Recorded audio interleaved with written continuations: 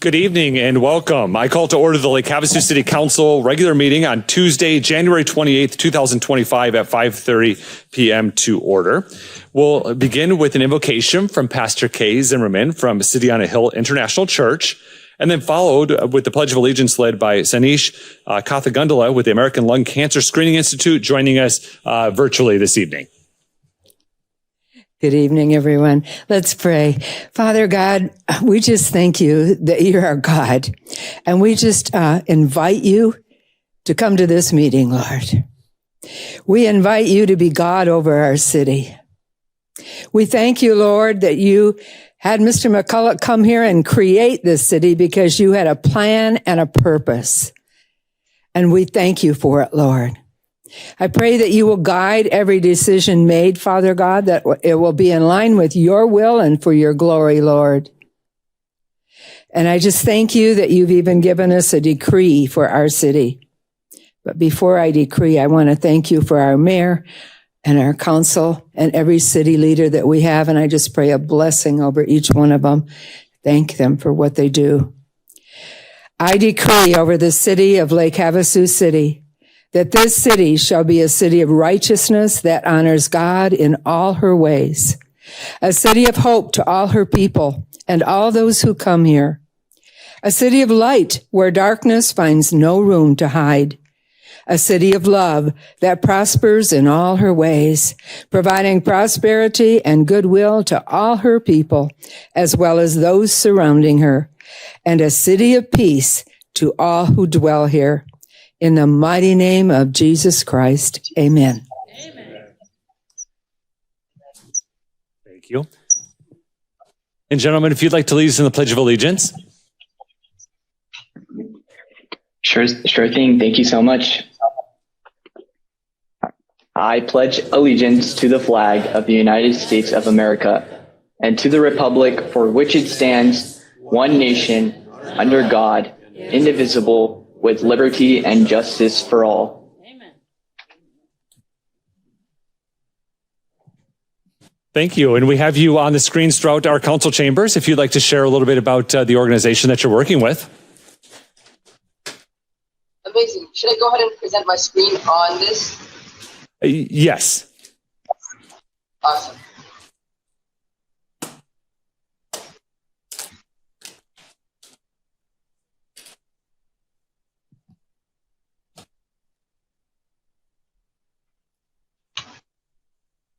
Amazing. So my name is Sanish, and I'm an advocate lead of the American Lung Cancer Screening Initiative. And today we're going to be talking about increasing lung cancer screening in Arizona for Lake Havasu City. So first of all, who we are. ALCI, or the American Lung Cancer Screening Initiative, is a national 501c3 nonprofit, and we've hosted over 700 community events and 35,000 conversations about lung cancer screening, as you can see from the pictures here. And we strongly believe that advocacy is the key to long-term improvement. As you can see a picture of our team at the Rayburn House of Representatives. And we have a big team in Boston, where our headquarters is, and we've been collecting over 104 public service announcements from mayors, governors, senators, and medical professionals. One coming from the mayor of Lake Havasu City, Mayor Chief. And we have over 56 ALCI chapters today across the United States, Canada, and outside. And we have over 574 lung cancer screening proclamations from all 50 United States and in Canada. And we have, the past 3 years, the Senate resolution was recognized in November as National Lung Cancer Awareness Month.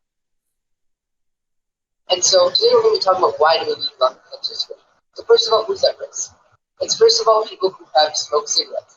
And 30% of adults in Arizona have smoked cigarettes. And the second risk factor is radon. Radon is responsible for about 21,000 lung cancer deaths every year, and 1 in 15 Arizona homes have elevated levels of radon. So the use of radon test kits is crucial. Lung cancer is the leading cause of cancer-related deaths in the United States, claiming over 120,000 lives annually, more than breast, colon, and prostate cancers combined. Nearly 50% of lung cancers are diagnosed at a distant stage when the 5-year survival rate is only 6.7%. Lung cancer screening is truly important, done with a quick CT scan, and is recommended for those aged 50 to 80 years old who have smoked a pack a day or more for 20 years and either still smoke or quit within the last 15 years. If you meet these guidelines, it is covered by Medicare or Medicaid. The screening is fast, painless, and requires no needles, much like a mammogram for breast cancer. So currently, the state average for individuals who are eligible for screening who are actually getting screened is 13.7%. And there's only 26 locations in Arizona registered on the American Heart Service located here. And so here's our call to action. We'd love to keep coming to city council meetings to speak about lung cancer screening, and we'd love to organize a healthcare or a booth at your events to speak about ALSI and lung cancer screening to raise awareness. And in the future, when we have bills and petitions, we'd love to get letters of support. And we'd also love to start setting up college or high school chapters in Arizona and Washington City. And if you could record a public service announcement, we would distribute it to radio stations, local newspapers, and encourage other local leaders as well. And if you have any contacts, that would be amazing. And also distributing our ALSI flyers to hospitals, CBD stores, tobacco shops, etc. And also working with the Department of Public Health to distribute free radar kits and work with for awareness of radar. Thank you so much. Thank you. Yeah, thank you, gentlemen. Thank you for joining us and sharing about lung cancer screening in our area and the importance of it. So thank you very much. All right, we'll move on to the next item on our agenda, which is roll call. Ms. Williams, could you please call the roll? Council members Nancy Campbell. Here. Jenny Koch.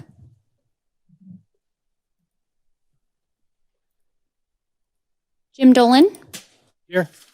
David Diaz. Here. Cameron Moses. Here. Vice Mayor Michelle Lynn. Here. Mayor Kal Sheehy. Here. Thank you. Thank you.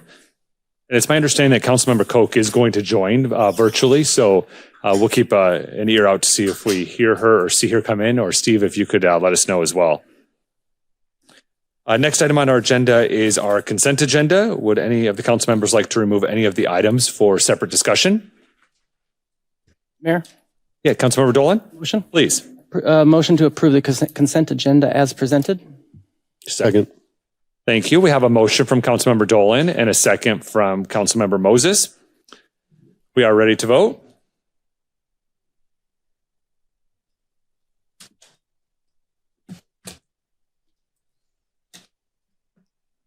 Motion carries 6-0. Thank you. Item 6 is our correspondence, communications, petitions, the announcements, and our city manager report. Item 6.1 is our American Rescue Plan Act, or the ARPA Community Resource Report. Ms. Ware, through Ms. Olson, has included that in our packet for review, and that is available for any citizens that want to review the report at our website at www.lz.gov.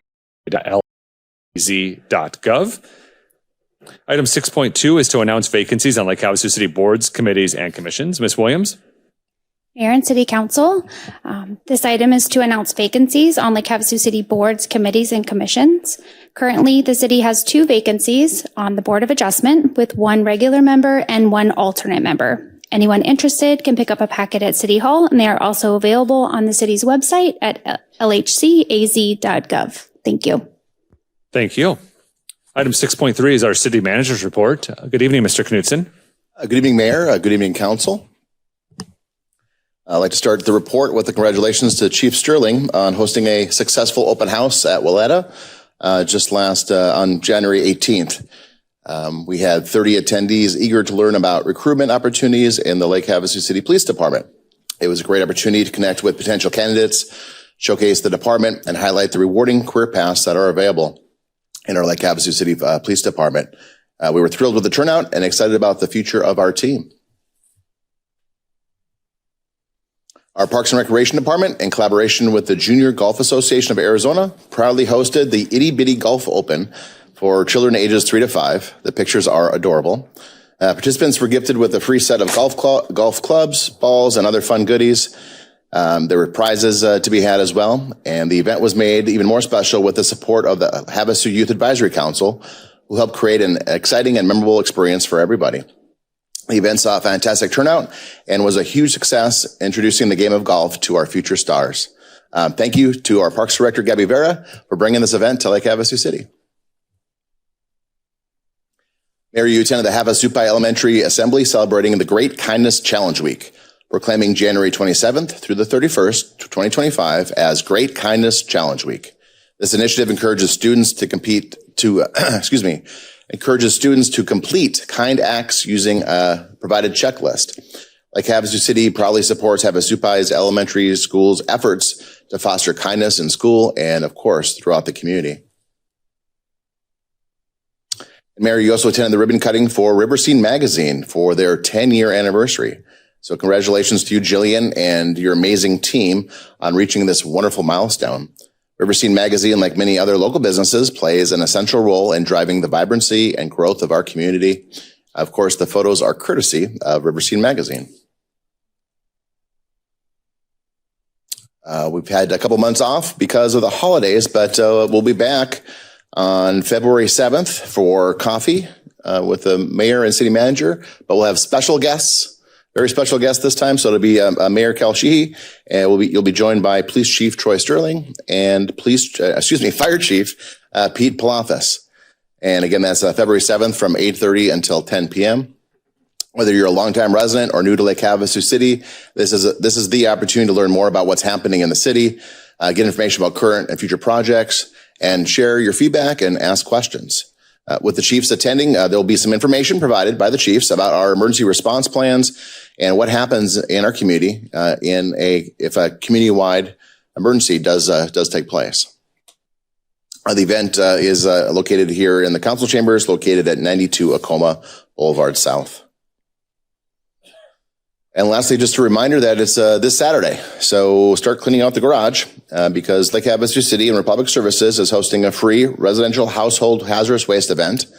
It'll take place from 8 a.m. to noon, and it'll take place at Fire Station 2, which is located at 2065 North Kiowa Boulevard. We encourage all of our residents to take advantage of this opportunity to dispose of hazardous items from your home. And if you have questions, please call Republic Services at 505-7410. If you participated in these events in the past and maybe had a bad experience, we apologize. We've improved on this at the last event, and we've made a lot of really great plans for this event. If you're in line at before 12 o'clock, your items will be collected. So keep that in mind, and we encourage everybody to dispose of your items in this manner. Get it out of the desert, get it out of the landfills, and take advantage of this event. With that, Mayor, that concludes my report. Thank you, Mr. Knutson. All right, we'll move on to our public hearings. Item 7. During our public hearings, we'll have several of them. At each one, we'll open it up for public discussion.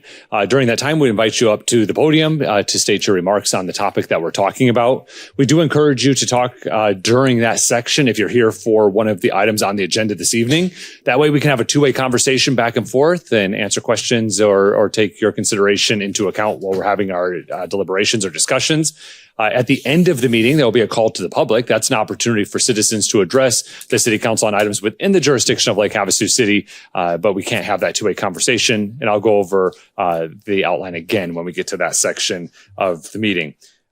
Before we move on to the public hearings, I believe Councilmember Koch, are you on the line? I am. Thank you. Excellent. Let the record reflect that we are now joined by Councilmember Koch. We'll start with item 7.1, which is a series number 7 beer and wine liquor license. Ken's Pizza and Pasta is 1675 Mesquite Avenue, Suite B. Ms. Williams. Mayor and City Council, Melissa Zettel has applied for a Series 7 beer and wine bar liquor license for Ken's Pizza and Pasta, located at 1675 Mesquite Avenue, Suite B. All posting requirements have been met, all fees have been paid, and no objections were received. The location is properly zoned for a Series 7 liquor license. I'm happy to answer any questions, and the applicant is also in attendance tonight to answer any questions from the City Council. Thank you, Ms. Williams. Do any members of the council have any questions for Ms. Williams or the applicant?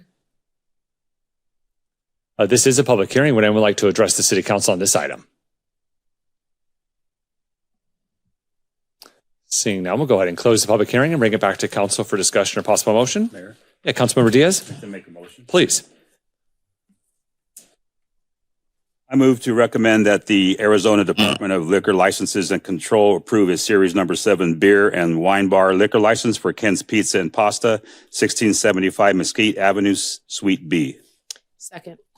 We have a motion from Councilmember Diaz, a second from Councilmember Campbell. Is there any additional discussion? Seeing none, we're ready to vote.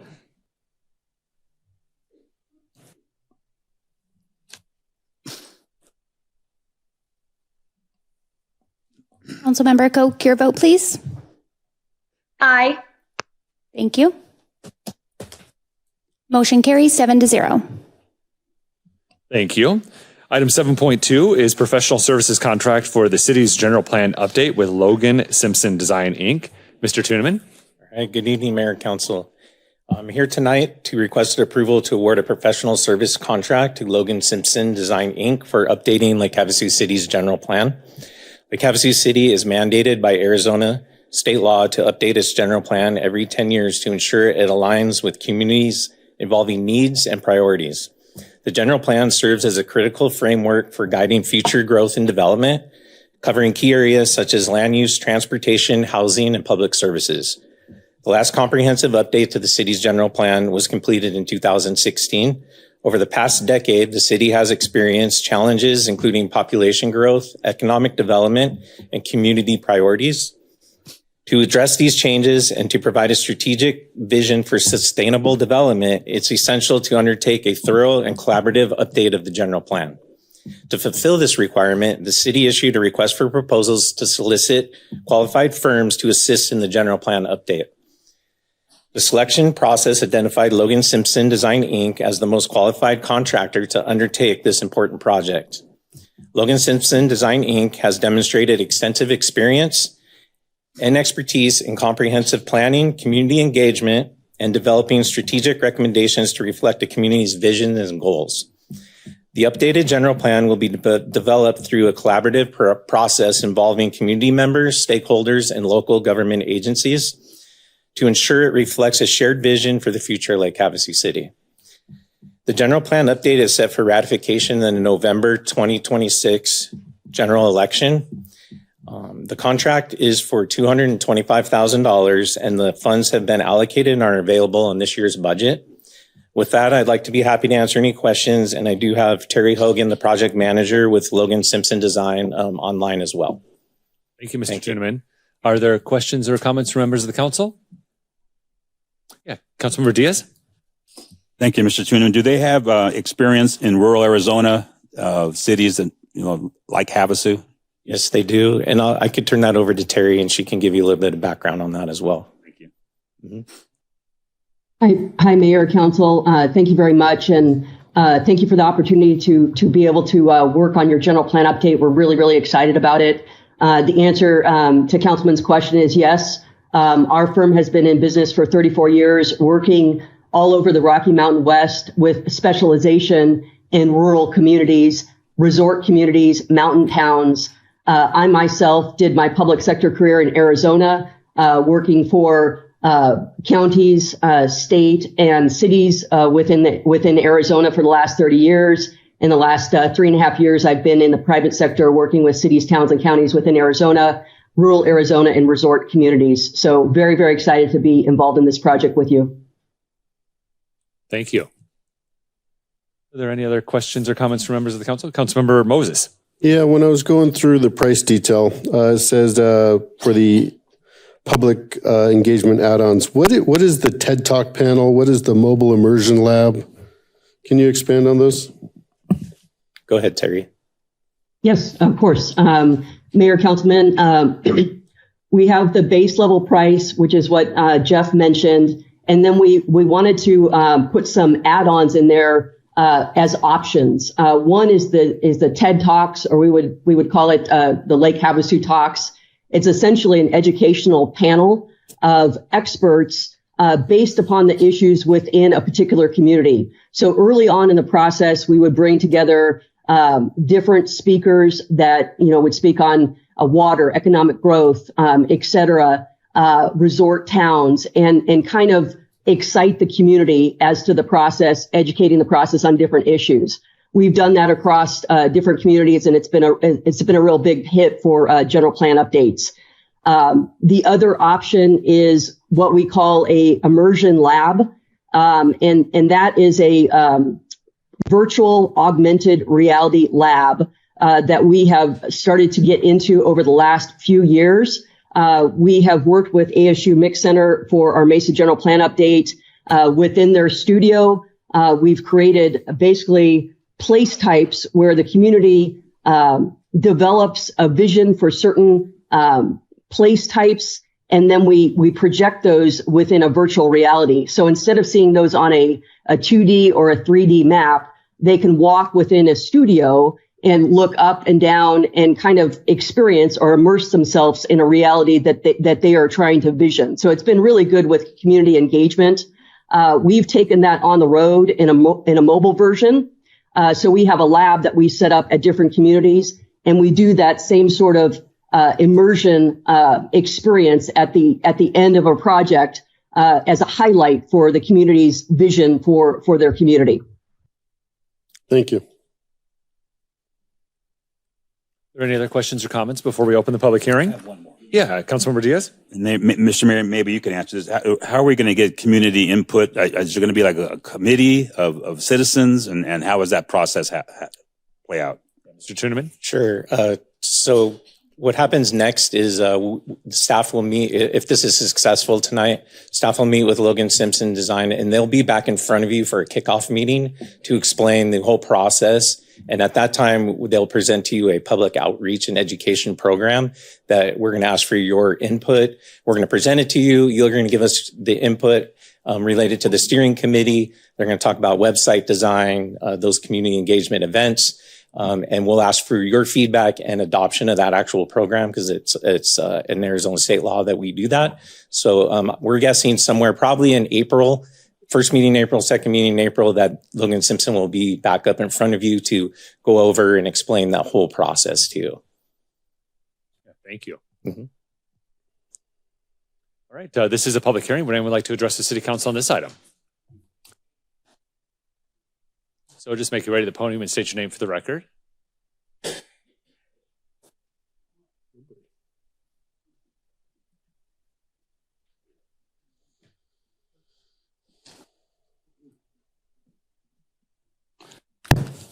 Hi, good evening. Gregory Logan here.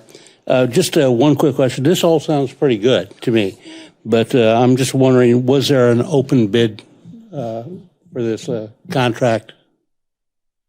Yes, there was. Yeah, there was a selection committee. There's in the council communication, which is also available on the website for anyone to look at. There were two different companies that submitted, and they were graded with a rubric that's located here. But yes, it went through a competitive process. That sounds pretty good, but I'd still like to know who decided on this particular company. Yeah, so the selection committee included the planning team throughout Lake Havasu City. The planners on the city went through and used this rubric to decide grade the two different companies, and this company came up as the recommended person for the council to consider this evening. Okay, thank you. Those are my only questions. Yeah, thank you. Would anyone else like to address the City Council on this item? All right, seeing none, we'll go ahead and close the public hearing, bring it back to council for discussion or possible motion. Mayor, Councilmember Dolan? motion. Please. I move to award the professional services contract for the city's general plan update to Logan Simpson Design Incorporated in the amount of $225,000 plus applicable taxes, and authorize the city manager to execute the contract on behalf of the city. Second. We have a motion from Councilmember Dolan. We have a second from Councilmember Moses. Is there any additional discussion? Seeing none, we're ready to vote. Councilmember Koch? Aye. Thank you.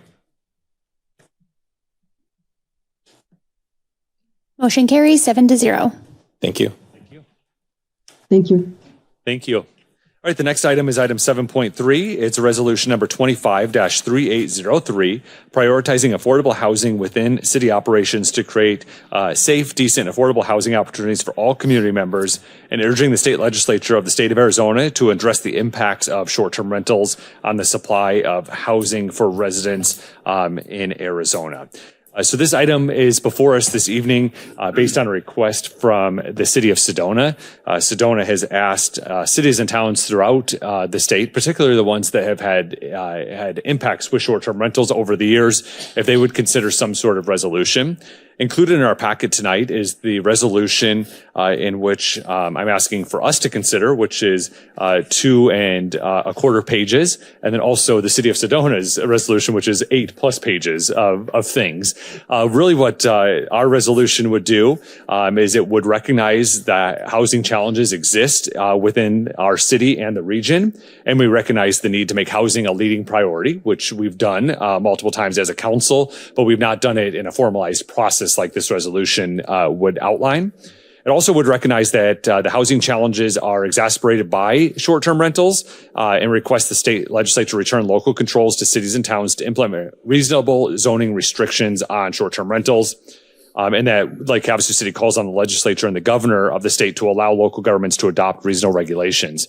So over just a little bit of history. So Lake Havasu City has had vacation rentals forever. Since the 1970s, we've never really had issues with the short-term rentals until 2016. And that's when the state of Arizona decided that they knew best, and they passed a state law that preempted cities and towns from doing anything other than what was prescribed in the state law. In 2014, in response to the large platforms coming available and readily accessible to everybody, Lake Havasu City passed an ordinance. That ordinance basically just had some good neighbor type components in it, how to park, how to do the trash, all of those types of things. It worked really, really well.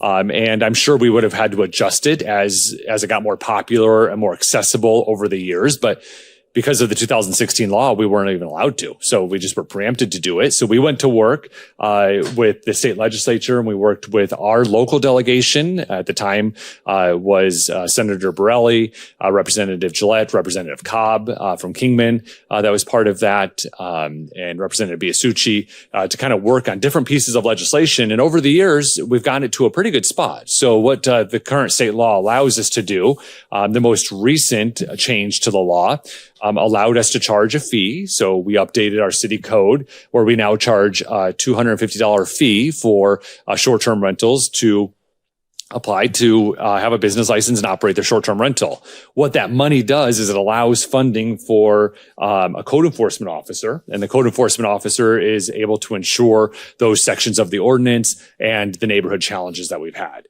So we don't really hear too much about parking and trash and noise like we used to. Of course, there are one-offs. There's different guests, different days of the week. So certainly there are one-offs, but it really has helped solve the issue. But we were able to solve that issue because we had a seat at the table. And because the state legislature, there's different legislators that are coming together in a bipartisan way to formulate different short-term rental regulations, codes, those types of things. And I wanted to ensure that we, like Havasu City, remained at the table so that we could have those discussions and have a voice on whatever was crafted. The bipartisan group of legislators is from all over, led by, there's a bill in the legislature right now by Representative Selena Bliss out of the Sedona area. Senator Fincham has ran some stuff. There's also a bill that is being championed by the assessors and our local assessor, Jeannie Kinch, that was sponsored by Representative Biasucci, Representative Gillette, and Senator Angus. They're our delegation. So there's a lot of these different things happening. At the same time, Governor Hobbs, during her State of the State address, actually used words during her address to address what was called party homes, but that's short-term rentals. So there's lots of discussions going on. And I thought it was important that we remained at the table. And I think this resolution allows us to do this. So what we're asking for is that we recognize that there is housing challenges. We do recognize that. We did a housing study here in Lake Havasu with our partners at the Partnership for Economic Development, followed by Mojave County doing theirs. So this sets that tone. The council has done a variety of different zoning things for different applicants that have come forward to address some of the housing challenges. And, I personally believe that government closest to the people is the most effective. We can craft solutions that work best for our neighborhoods and for our community, which we did successfully. Again, at no time has Lake Havasu City ever wanted to get rid of short-term rentals. What we've been able to accomplish has seemed to work pretty good for what we have, and I expect that to continue going forward. But I just want to make sure we still have a seat at the table. So I want to check in with my colleagues on the council, offer this resolution that we'll be able to present and be part of the conversations as these discussions happen at the legislature during this term, with some of the bills that have already been dropped and the governor's support during her State of the State. So with that, I'll take any questions that any members of the council might have on this resolution. Yeah, Councilmember Campbell. First off, I'm excited to hear what the people have to say, and I've done a lot of research on this, and I see the extremeness that Sedona is doing, including offering $10,000 to get long-term rentals. To me, that seems like completely government overreach. You were correct. We have several bills on the table. I will always be able to sit at the table. I was sitting at a table with a bunch of legislators yesterday. And so I have full intention that I'm not going to say I'm not supporting this resolution. I'm looking forward to hearing everybody else's opinion, including my council members. But I don't understand this. I don't know which direction it's going. And right now, I would really like to see what our local legislators are doing. And I kind of believe that short-term rentals are already adjusting themselves.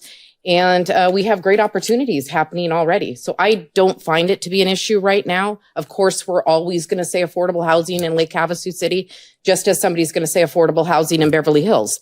Okay, it's going to happen. But I'm not comfortable right now unless you and the council and the staff and the community can tell me that this is okay. Thank you. Are there any other comments from Vice Mayor Lynn? Mr. Mayor, I just have a question. If we chose not to do this resolution, that doesn't mean we're not going to have a seat at the table. This is just kind of like protection, correct?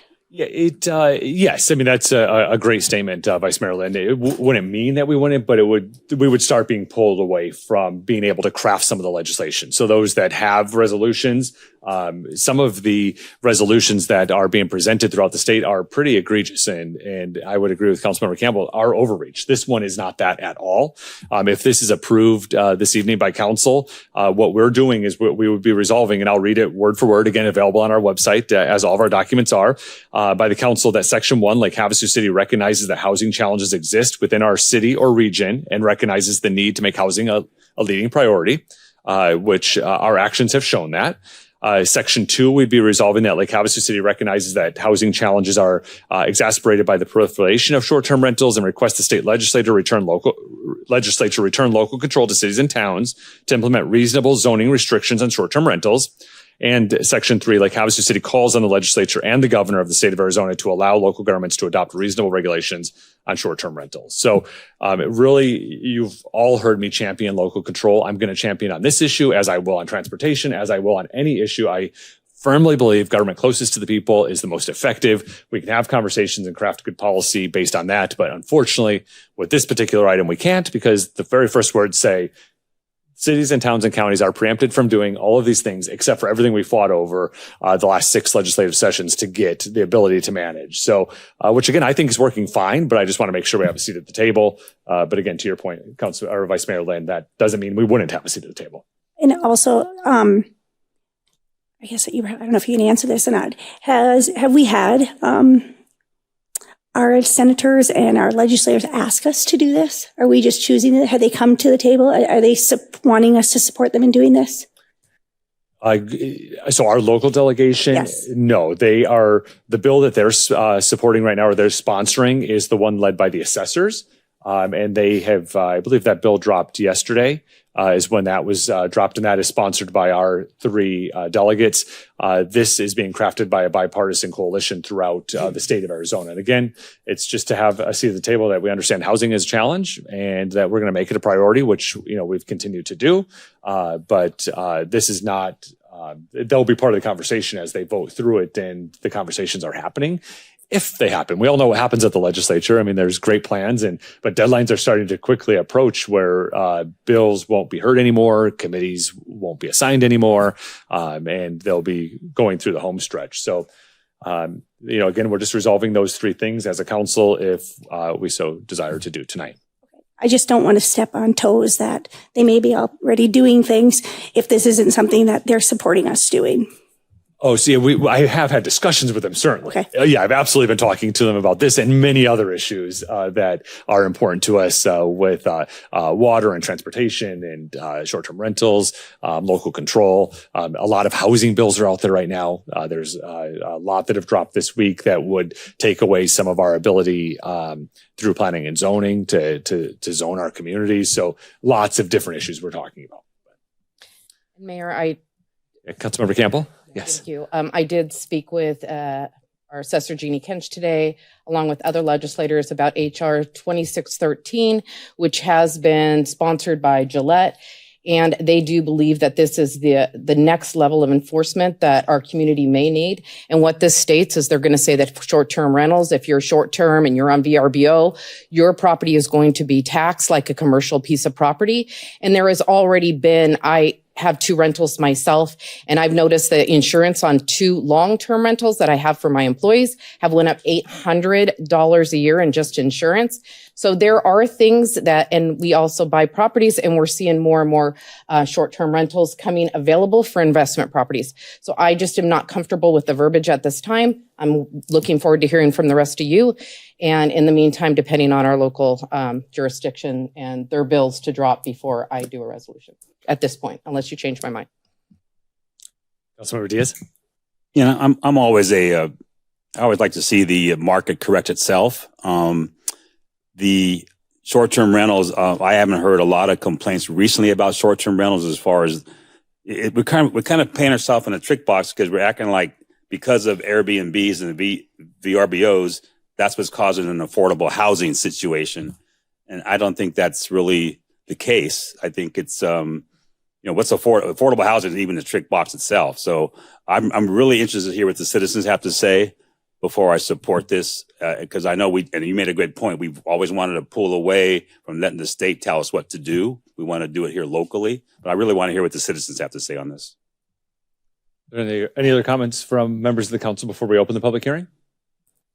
All right, this is a public hearing. If you'd like to address the city council on this item, please make your way to the podium and state your name for the record. Good evening, Council, Mayor. Tiffany Wilson. So the way I interpreted what was posted and how you've communicated is slightly different. So bear with me in what I'm trying to communicate to you, and please ask questions so I can make sure that I'm getting the information across as best as possible. I know that the studies of the housing have been done, but I wanted to give you today's real numbers and real life, what's happening within the real estate community. I am a 22 years old, 22 years within the real estate community here. I do own multifamily properties that specialize in the affordability aspect. So as of today, there are 602 homes on the market active for sale within Lake Havasu. Okay. Of that 600, there are 180 of those under 400,000, right? So again, affordability, that number changes for everybody, but 180 under 400,000. Okay. That's all single family. Also, and I only have the ability to look at one platform, there are 70 active long-term rentals currently available. There's probably more because our community does not utilize just one platform to post those on. Some companies use their own sites and all that kind of stuff. So that information, there's probably more than that, okay? So that is a drastic change from what we talked about just 2 years ago, okay? I would add to that also, you're right. You're seeing those Airbnbs, just myself, people that purchased Airbnbs didn't quite work out the way they were hoping, right? They're coming on the market. They're going for sale. Are the numbers of what somebody can buy that home for and then rent it out long-term in line? I can't say that they are, but I don't want council making a decision on this information from the Sedona saying we have a housing issue, because I would stand here and say that we no longer do have a housing issue. We do potentially have an issue with workforce or people looking to rent, maybe how they spend their money issue, right? If we're talking about needing a 4-bedroom home with a 3-car garage and a pool under $1,000, totally different conversation, right? So I just want to make sure that that information is out there before you guys go and enact something that makes our community look like that we don't have the appropriate information. Any questions? Thank you. No, thank you for the data. So from my perspective, I'm not looking or saying that we have an affordability issue or even getting into some of those words, because that's a tricky situation, because it means something different to so many different people. I agree with you. I would just say that a lot of what Sedona put in writing is trying to use that hop tocket to get their information across. Agreed. And so it would be helpful to have people like us at the table, so that we can also give correct information about what it is versus some of the things that are contained in their 8-page resolution versus ours. So, we're just saying, hey, there's housing issues throughout our community and our region, which we see and hear, and that we just want local control here that you can help craft, or whoever else, if the need ever should arise. Right. So if I'm understanding correctly, we're saying that we don't necessarily have an affordable housing issue or a housing issue, and we also don't have a short-term housing issue, but we want to stand behind legislation that is exactly saying that. No, that's not. We do have a housing issue in Lake Havasu City. So, I mean, this resolution would resolve that we have housing challenges. There's lots of different solutions. And if there is going to be anything crafted, that we would like local control to do that. That's basically what we're asking for. Okay. Thank you. Thank you. Would anyone else like to address the city council on this item?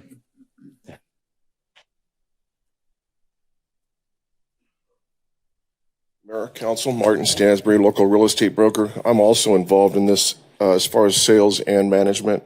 We manage about 400 rental properties in town, including short-term and long-term. I'm not sure I understand the topic. I don't understand what affordable housing has to do with short-term rentals. It feels like an overreach on legislation, which I'm absolutely against.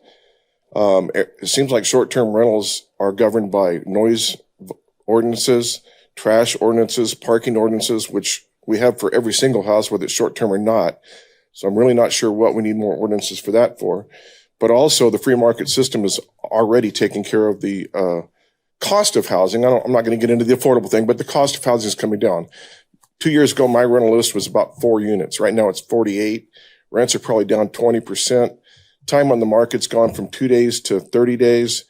The market is taking care of itself right now. Again, I'm against an overreach. I don't understand the two. We've got an apple and an orange in here. We have a short-term issue that I don't see an issue with, and we have affordable housing, which the free market takes care of itself. So I'm a little confused of having those two items together, and I'm also confused what the issue is with either one. So appreciate it. Thank you. Thank you. Would anyone else like to address the city council on this item? Yeah, please. Gianna Kraft. I'm not here on this issue, but just listening. Cal, clarify to me, how do you think we're going to get pulled away from the table if we don't do this? Yeah, so there's lots of conversations happening right now at the legislature with a lot of different things when it comes to land use, zoning, short-term rentals, and the such. And there are conversations going all over the place, from at-right zoning where people can change and build things on property without getting any local approval, to short-term rental bills, as Councilmember Campbell mentioned, one changing the designation from the tax designation from single-family use to a commercial tax use. There's short-term rental discussions that are happening. There's lots of different things that are occurring. And so we just want to weigh in and be a voice of reason on those issues and allow local control is really what we would be championing on anything, should we champion at all. These are not ordinances. We're not adopting an ordinance. This is a resolution. It's basically a letter of support saying those three things that I've read a couple of times this evening already. Is this a surprise to some of our council members? This is kind of rapid, like kind of came out of nowhere, in a sense? Is that kind of an opinion of a few of you? Housing affordability coming out of nowhere? Not housing affordability, but this agenda item and how it's kind of being. I personally was given ample notice to see this and read it and do my due diligence.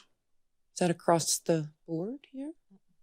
Here, I would like to say it kind of came in the same as all the agendas do. Usually we get them in on a Thursday night and we do our due diligence over the weekend and hope to represent well and vote properly for you guys on Tuesday. That is pretty much where I saw it, because I Maybe I'm not asking my question correctly. Maybe it's not a matter of time frame, but just you knew this was coming.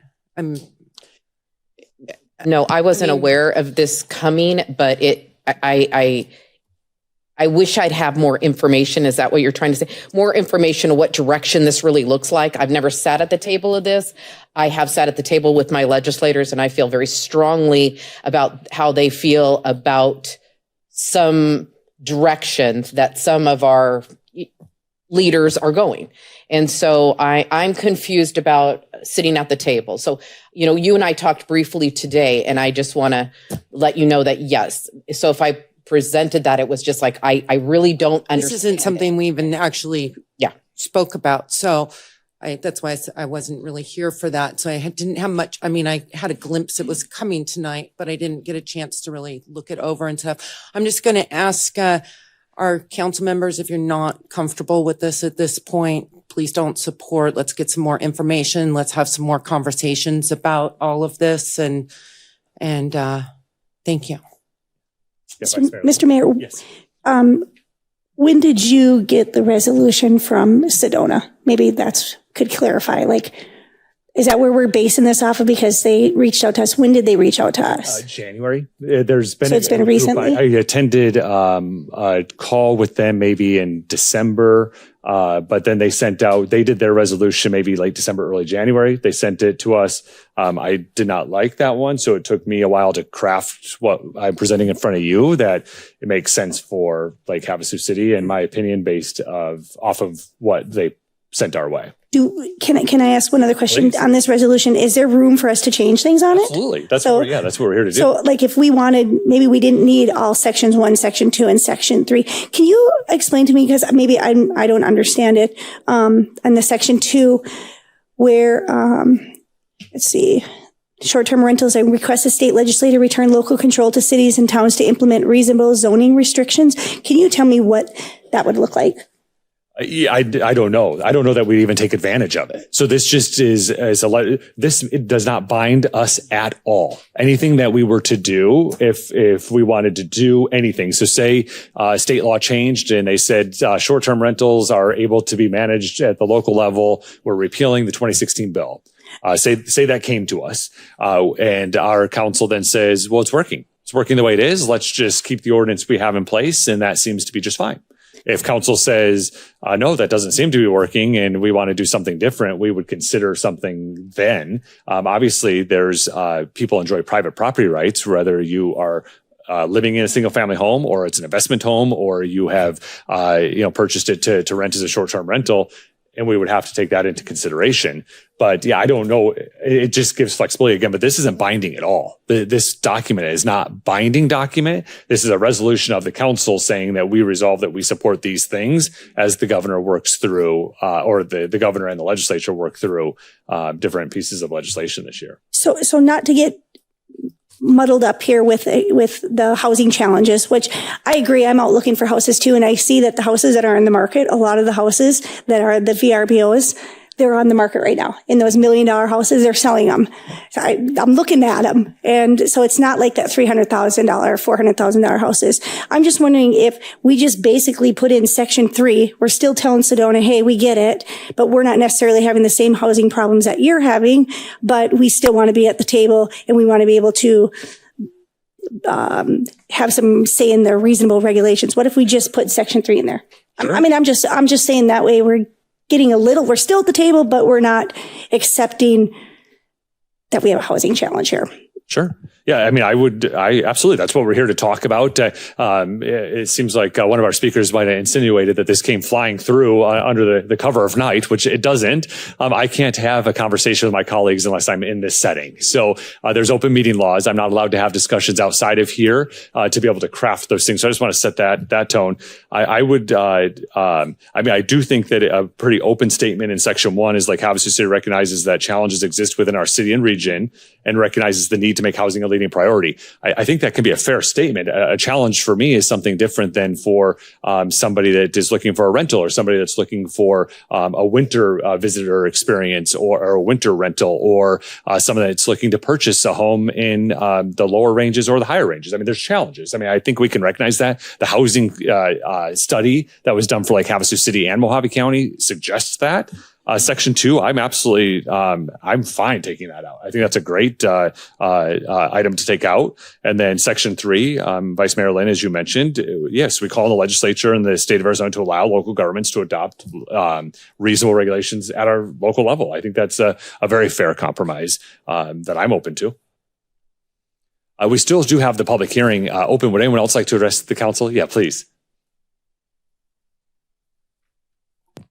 Good evening, Joan DeZuro, DZURO. I like the idea of the resolution because legislators pay attention when they get, as all of you do, when you get emails, when you get people calling you, when you get contact with people. And what this would tell our legislators is we want to see, not just at the table, we want self-control, the city control of this. Havasu is unique, and I hear about it all the time. There are still issues with short-term rentals, mostly with people coming and going. They're not part of the neighborhood. Sometimes you'll end up with 4 or 5 short-term rentals, and on only a few people who live there year-round. You don't have a cohesiveness of community that people are looking for. So it'd be nice to have self-control. And I just think a resolution like this would just tell the legislators while they're working on this, this is what the city of Havasu, they want some more control in their local area to deal with their unique situation. Sedona's even more unique than we are with what they need. So every city would have their option to deal with it in their own way. So thank you. Thank you.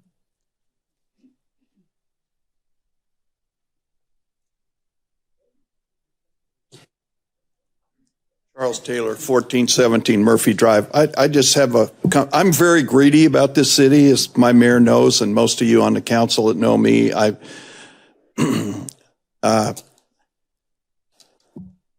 selfish.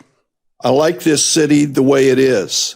So be it. If it costs you a little bit more, 24 years ago when I bought property here, I saw this as a very special town. We had people, they've passed on good people in this town. And they kind of thought like I did.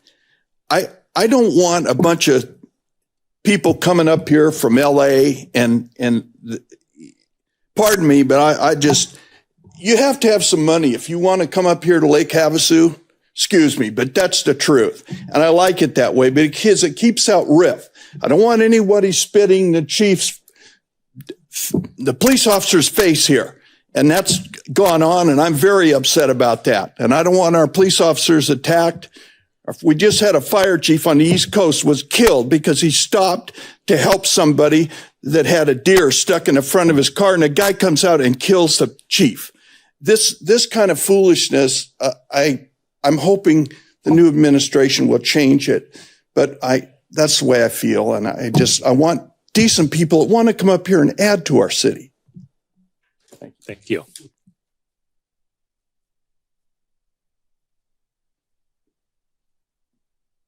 Hi, Greg Logan.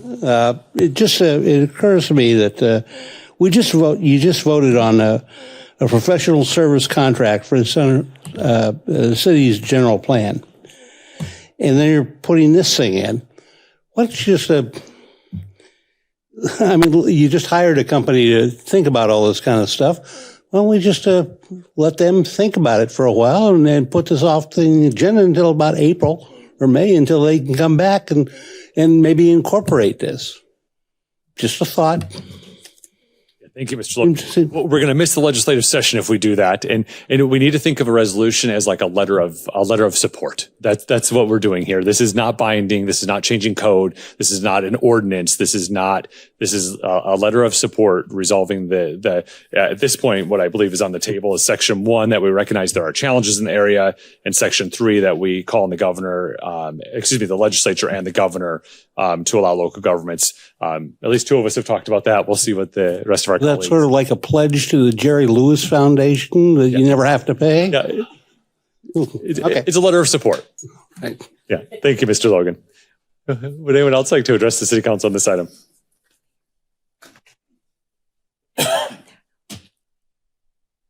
Hi, Bonnie Toy. Why do you have to have a letter of support or resolution to give to the government or the state government to say that you recognize that you have affordable housing crisis?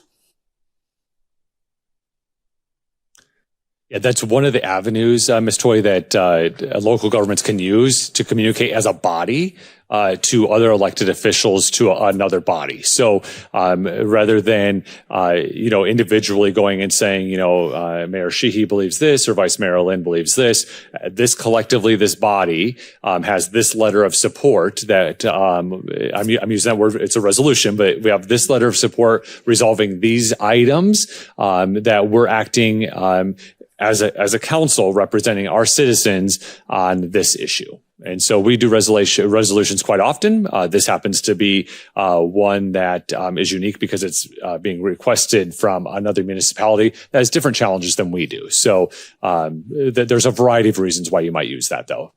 Yeah, I noticed that the Sedona letter and your letter both go back and refer to a report from 2021, and there was and a report from 2019 in regards to how short-term rentals are horrible things and negatively impact Arizona. But that was in 2021. This is 2025. And I know since our city changed its codes for short-term rentals, there has been a lot better quality of short-term rentals. I also do not understand how short-term rentals affect affordable housing, and I was wondering, how does the short-term rental issue affect affordable housing? Yeah, that's a great question, and we all would like to do that. So, this studies that you mentioned, Elliot Pollock is one of the leading economists in the state of Arizona. 2021 is pretty recent data when it comes to something along those lines. But these are areas that identify some of those concerns that give the full picture of what that might be. So. This, again, is a letter of support that gives us the ability as one voice to let the legislature and the governor or another body of elected officials know the impacts. Because right now, the law states that we're preempted from doing anything other than what's prescribed in that state statute. I still don't understand how the short-term rentals affect affordable housing. And I appreciate your comment. Yeah, I understand. So your resolution is stating that you are prioritizing affordable housing by encouraging the legislature to limit short-term rentals. I'm curious on how limiting short-term rentals is going to help affordable housing. So the language that we're talking about right now, again, at least two members of the councils were resolving to say there's housing challenges in Lake Havasu City and the region, and that we call on the legislature and the governor of the state to allow local governments. So the draft that you see on the website was the proposed, but the discussion that we've had this evening is to remove Section 2, and we'll have further discussion with my colleagues on the council on that item this evening. Okay. Ms. Toy, I don't have an answer to the question you want. So you don't know how short-term rentals affect affordable housing? I know there's lots of things that include it, but there are state law that we're trying to ensure that Lake Havasu City has the ability to have local control on certain items to allow us to manage the community in the way our citizens are asking us to do. Okay. Short-term rentals are not all negative and bad. I live on a block that has about 5 short-term rentals. Except for spring break when the college kids are around having a little bit of fun. The rest of the year, it's usually pretty quiet, and especially because I have no neighbors. It's kind of a quiet neighborhood as a result because of the short-term rentals. And thankfully, because the one short-term rental happens to be next door, you know, I help him, and he's very kind. He's not, his people that they rent to aren't harassing me or the other neighbors. So when people talk about the negative impact of short-term rentals, I don't see it the way other people do. And it's very interesting that affordable housing is always linked to short-term rental issues. And if somebody owns a short-term rental, that house is still owned by somebody. It's already owned by a resident of Lake Havasu, possibly, or it's not increasing or making the housing cheaper by eliminating or getting rid of or regulating short-term housing. All the regulations you do on short-term housing is not going to make affordable housing. That actually overall will possibly increase housing prices because the people who have to rent their short-term houses for a longer period of time will have to charge more to rent for longer periods of time because of the money that they were earning from short-term leases have to make up for the long-term. So if I'm making $1,000 a week and I need the $4,000 a month, I'm going to have to charge, not me, but the owner of a home, short-term rental, will have to charge $4,000 a month. That's still not affordable.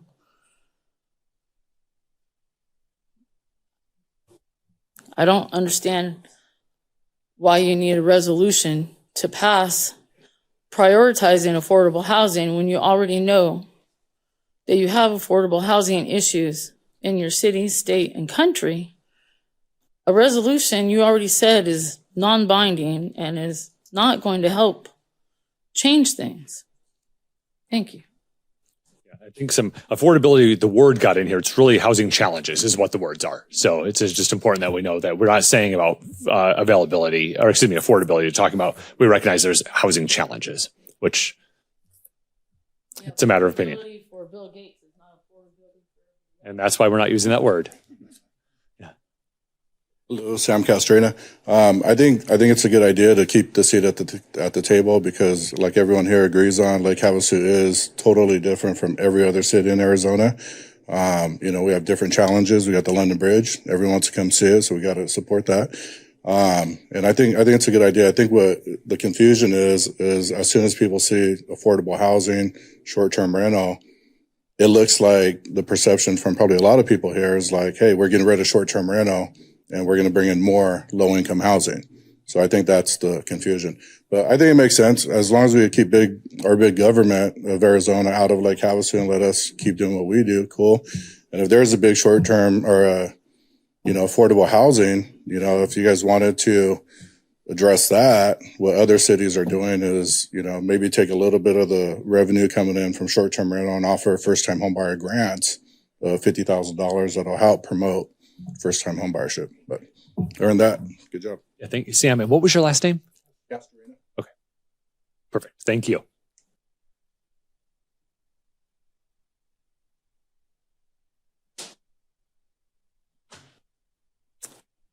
Patrick Willett, resident. I'm in agreement with the mayor on this. I know Campbell has some properties that she rents out or something that she's concerned that the short-term rental may affect, but I don't think the people of the city here of Lake Havasu is going to have a word against something that is not proper.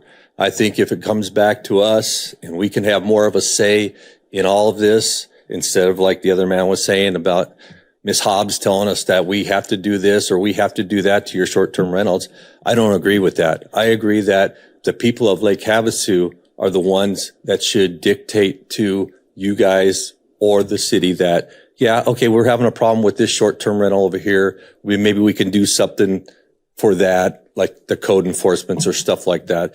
But I don't think it's an attack on any short-term rental properties or any real estate agents here. I think it's just putting it back into Lake Havasu's hands, and that's where it should be. The city of Lake Havasu should have the say in this matter. Thank you. Would anyone else like to address the city council on this item? No, I'm sorry. You just get one opportunity. Yeah, thank you. Yeah. Would anyone else like to address the council?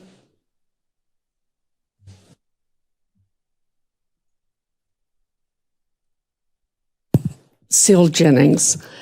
The only thing I would say is I think we do have a seat at the table.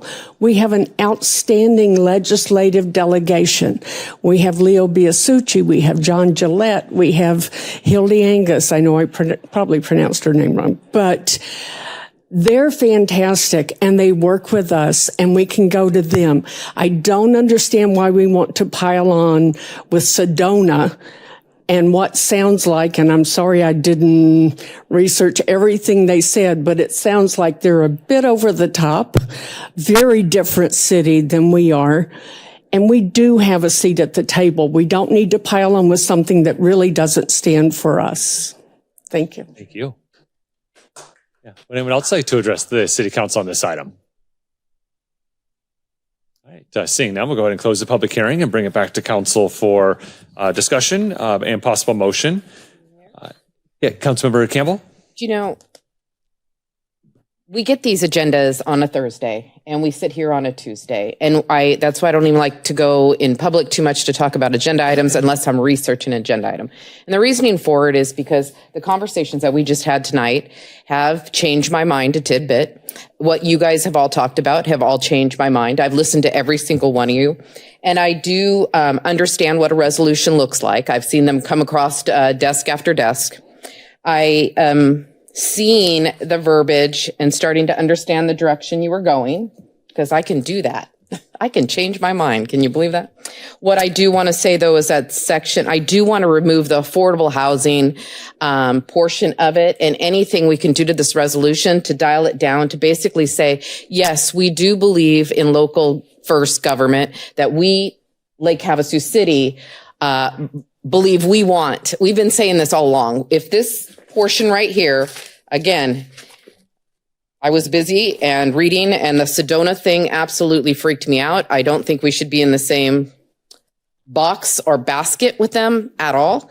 And I don't agree with some of the policies they're putting into place. And it felt to me like maybe the governor and the direction may be going that way, but it sounds to me that's not the case. And so if we can remove the affordables and go back to removing, like it says, section 1, Lake Havasu City recognizes challenges within the city and region and recognizes the need to make housing a leading priority. That I feel comfortable saying. We have done it all along. I have done it personally. I'm working my butt off for it too. So I understand it's a priority. And that section 3, Lake Havasu City calls on legislators and governor of the state of Arizona to allow local government to adopt reasonable regulations for short-term rental. That is logical to me. And I'm willing to sign my name to, I don't have to, but I'm willing to vote for that if we remove the section 2. Lake Havasu City recognizes the housing challenges are exacerbated by profiling short-term rentals. There is some verbiage over here that has that in there. So as much as we can remove. And so at that, unless there's more discussion, I'm willing to make a motion. Mr. Mayor. Yeah, Vice Mayor Lynn. So I was looking this through, and if you go down to the 13th and 14th whereas, that will probably eliminate those things. So the one states, whereas STRs eliminate critically important housing units from the city's available housing stock. That takes that out of there. And then the second one, whereas short-term rental vacation rentals are mainly located at residential areas. By renting a short-term vacation accommodation, tourists are using up space that otherwise might be used for living, resulting in a decrease of long-term housing availability, which contributes to increasing housing and rental prices. If we remove those two things, I was looking at the other ones with the studies, but it's pointless to take those out. They're a study. They're a fact. So whether they're outdated or not, they're a fact. So I think if you remove those two and that section 2, I think that would accommodate everybody here. I'm still being at the seat having a seat at the table and taking out the affordable housing or whatever that looks like. Vice Mayor Lynn. Yeah, would you like to make a motion and we can get a second? I can try. Some additional discussion. I will try. On that. All right, Mr. Mayor, I would like to make a motion. Please. I move to adopt resolution number 25-3803, prioritizing affordable housing and urging the state legislature to address the impacts of short-term rentals with the removal of section 2. Do I need to read it out? No. I don't need to read it out. And do I need to state again the sections whereas? Paragraph 13 and 14? Let me make sure I got them right. And removing sections 13 and 14. And I guess that's it, right? Okay. So we have a motion from, if you could just grab the screen, a motion from Vice Mayor Lynn. Do we have a second? Second. From Councilmember Campbell. And now we can have discussion on, so at least now we all know what we're talking about. So that's exactly what we're going to be talking about, is what that motion is. Is there any additional feedback, comments, thoughts from Council? Councilmember Diaz. I think it solidifies we always have a seat at the table, and just to, I don't want to state the obvious to some people in this room that know me, but some that don't. But I talk on a regular basis to Senator Angus, Representative Gillette, and Leo Biasucci. So, and Ms. Jennings said we do have great representation there at the state. And as Mayor, you were correct. In 2016, Governor Ducey did take away local control, and we've been trying to claw back a little bit at a time. But if this reinforces, I'm glad that Vice Mayor Lynn brought up taking out that section 2 and then I had to count number 13 and 14. It kind of gets rid of that language about it, that the affordable housing is causing the issue. And we'll continue to have a good, strong seat at the table. And this just kind of tells us that we're in the right position of doing that. So I'm going to support it. Thank you. All right. Yeah, Councilmember. Oh, so any other comments? Yeah, Councilmember Dolan. I'd just like to weigh in too. I think, we do need to stand up. And we've been talking about this for 6 years and not having local control. And like I said, while I get criticized sometimes by people saying I'm a liberal, I'm a very much conservative. I am very much in local control, smaller government. Keep whatever government's in charge of that, keep them in their lane, keep us in our lane. We should have local control. Yeah, I agree with you. Sedona is totally different from us, and we shouldn't be under the same laws and same them with they should be able to have their own meetings at their city, doing whatever they're doing and decide at the local level, not the state legislature deciding that the great state of Maricopa has all the answers for us. I strongly disagree with that. And yes, we have some great legislatures, and I hope that we talk to them daily and we remind them, keep the local control here in town. We don't need the great state of Arizona telling us what we need to do. And so for 6 years, this is what we've been working for. And I think I'm glad we can do this, because we need to tell them, we want you guys, we all got to hear you guys. This doesn't happen necessarily at the state legislature. We need to be able to have this local control here, because we are a totally unique city, and we need to have what Havasu problems need Havasu solutions, not the great state of Maricopa deciding one size fits all. And like I said, I don't want the same laws that is going to govern Sedona. So I'm glad we're doing this, and I'm glad we could work to figure out some of the wordage. But I think, this is like purely symbolic. It's just sending a message to the legislature saying, hey, remember, local control. We want local control. You guys say you want local control, then stop trying to take it away from us. So we can have everybody in this room give their input. So I think this is great. I'm glad we all were able to work it out and make it work, because I think we need to send a message to the state and let us solve our own problems, and don't try to put a Band-Aid on everything. So thank you. Thank you. No, I won't reiterate everything that's already been said. I want to commend Vice Mayor Lynn for coming up with the compromise here. If there was a resolution that would say, hey, repeal the stupid stuff you did back in 2016, I'd sign it 10,000 times. They keep trying to put stupid Band-Aids on them. Well, what if we do this? What if we do that? I was on board with the short-term rental stuff. I'm on board without the short-term rental stuff. They just need to let us solve our own problems and get out of it. They hate when national politics tell them what to do, and then they want to tell us what to do at local politics. Doesn't make any sense to me. So if any of you ever go out there and be senators and representatives, remember that. But yeah, let's go to a vote. All right. Any additional feedback?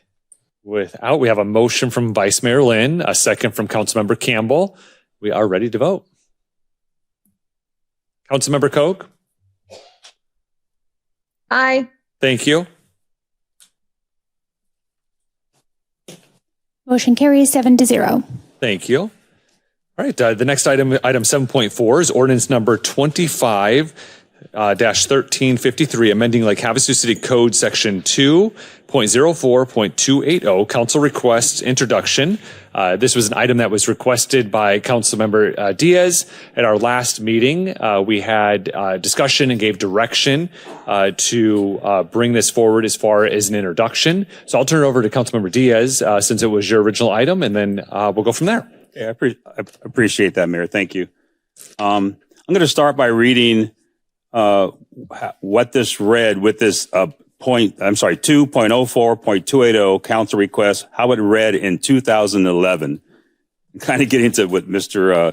Councilmember Moses just said about how we just add on and add on. So in 2011, it read, any member of the council may request that an item be placed on the agenda for consideration, discussion, and or legal action by making a request during the future agenda items during a meeting or by submitting a written request to the city clerk's office prior to the deadline for the specified agenda. All communications should be addressed to council as a whole and not to any individual member thereof.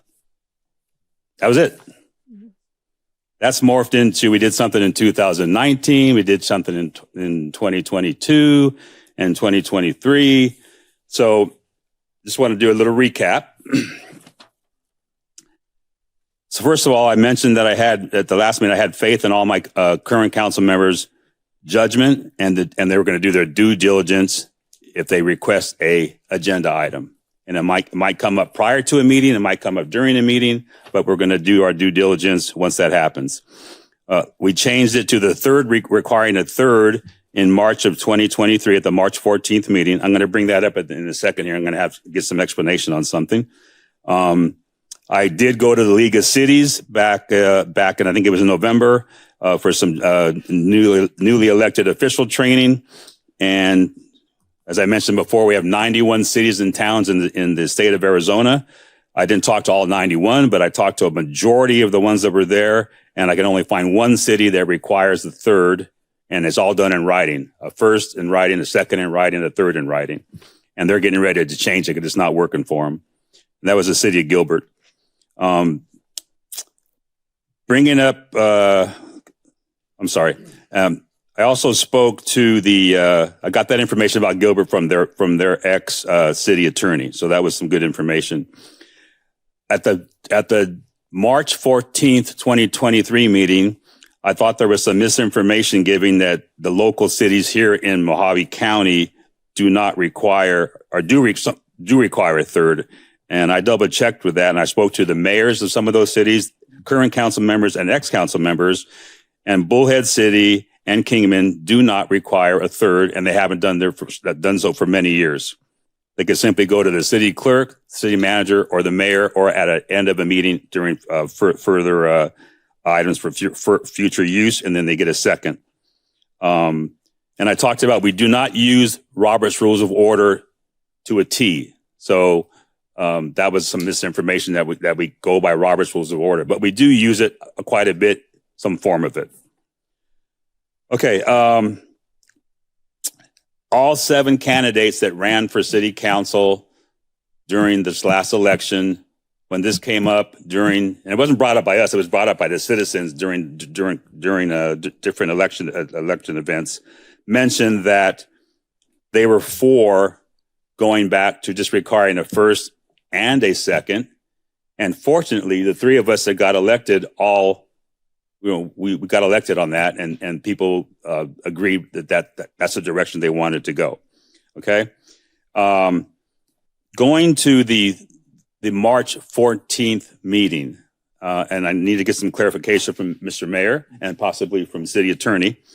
Talking to some current legislatures, some current and past even Board of Supervisors, and I did have for full transparency, I did have a meeting with Ms. Gary last week to discuss this, but I want to get some explanation because the people are still asking. So the February 28th, 2023 meeting, when item number 2.80 and .080 and .280. .80 is changing the time to 5:30. And that was agreed to change the time, and then we're going to be as an action item on the 14th meeting. At that same meeting, it was voted on 7-0 to leave .280 all alone, leave it as is, only require a second. So the thought and the feeling from the people in the community, I was one of them, when that came up at the 14th of March meeting of 2023, and Mr. Lane brought up the 5:30 start time, but then he added the other one, the .280. At that time, I thought that it should have been revisited at a future meeting, not brought up at that meeting, because it was already voted upon at the previous meeting. So that's kind of need to get some information, or maybe an explanation of that, because some of the past legislatures and supervisors I've talked to said that was already agreed upon at the 28th meeting.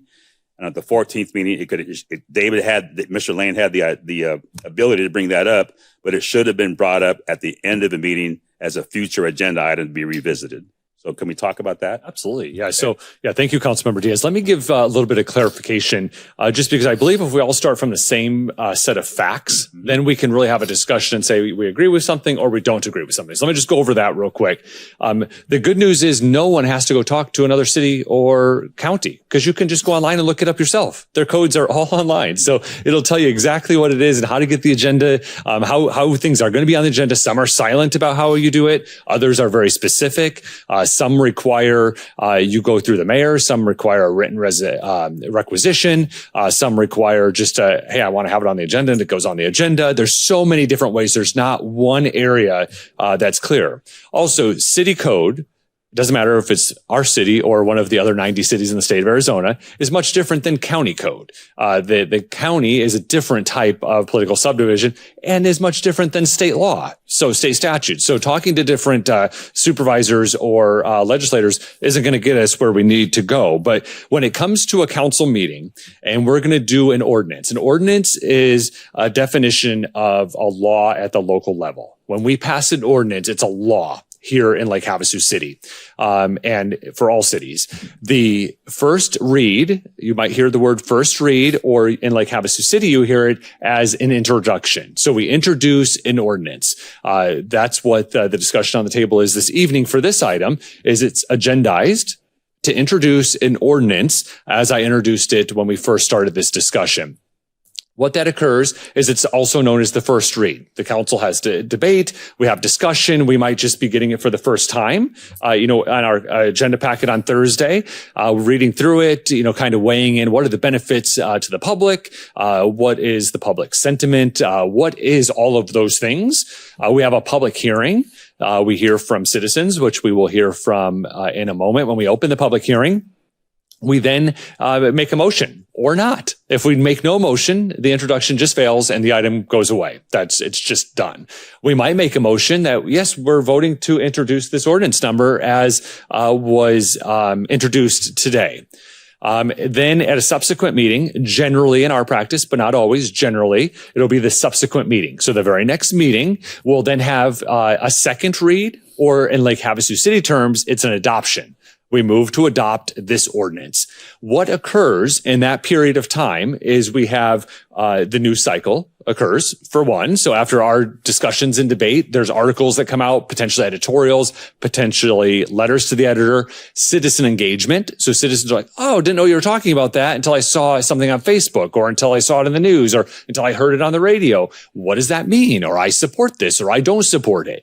That gives council members the ability to weigh in those pieces of the conversation, come back at the second read, or again, in our terms, at the final adoption, and say, hey, been talking to folks, these types of things occurred, and I want to be able to discuss what that item is, and I want to maybe change what we introduced at our previous meeting.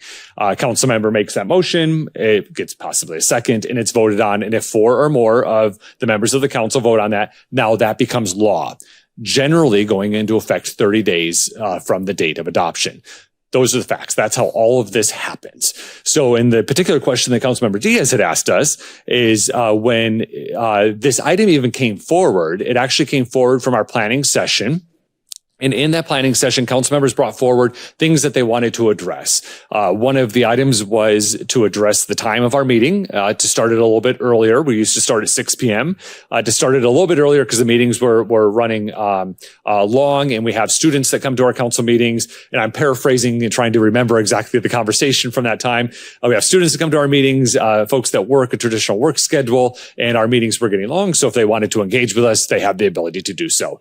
Also in that same code section, there is or in that same code, and then a different section, 0.280, is about how you get things on the agenda.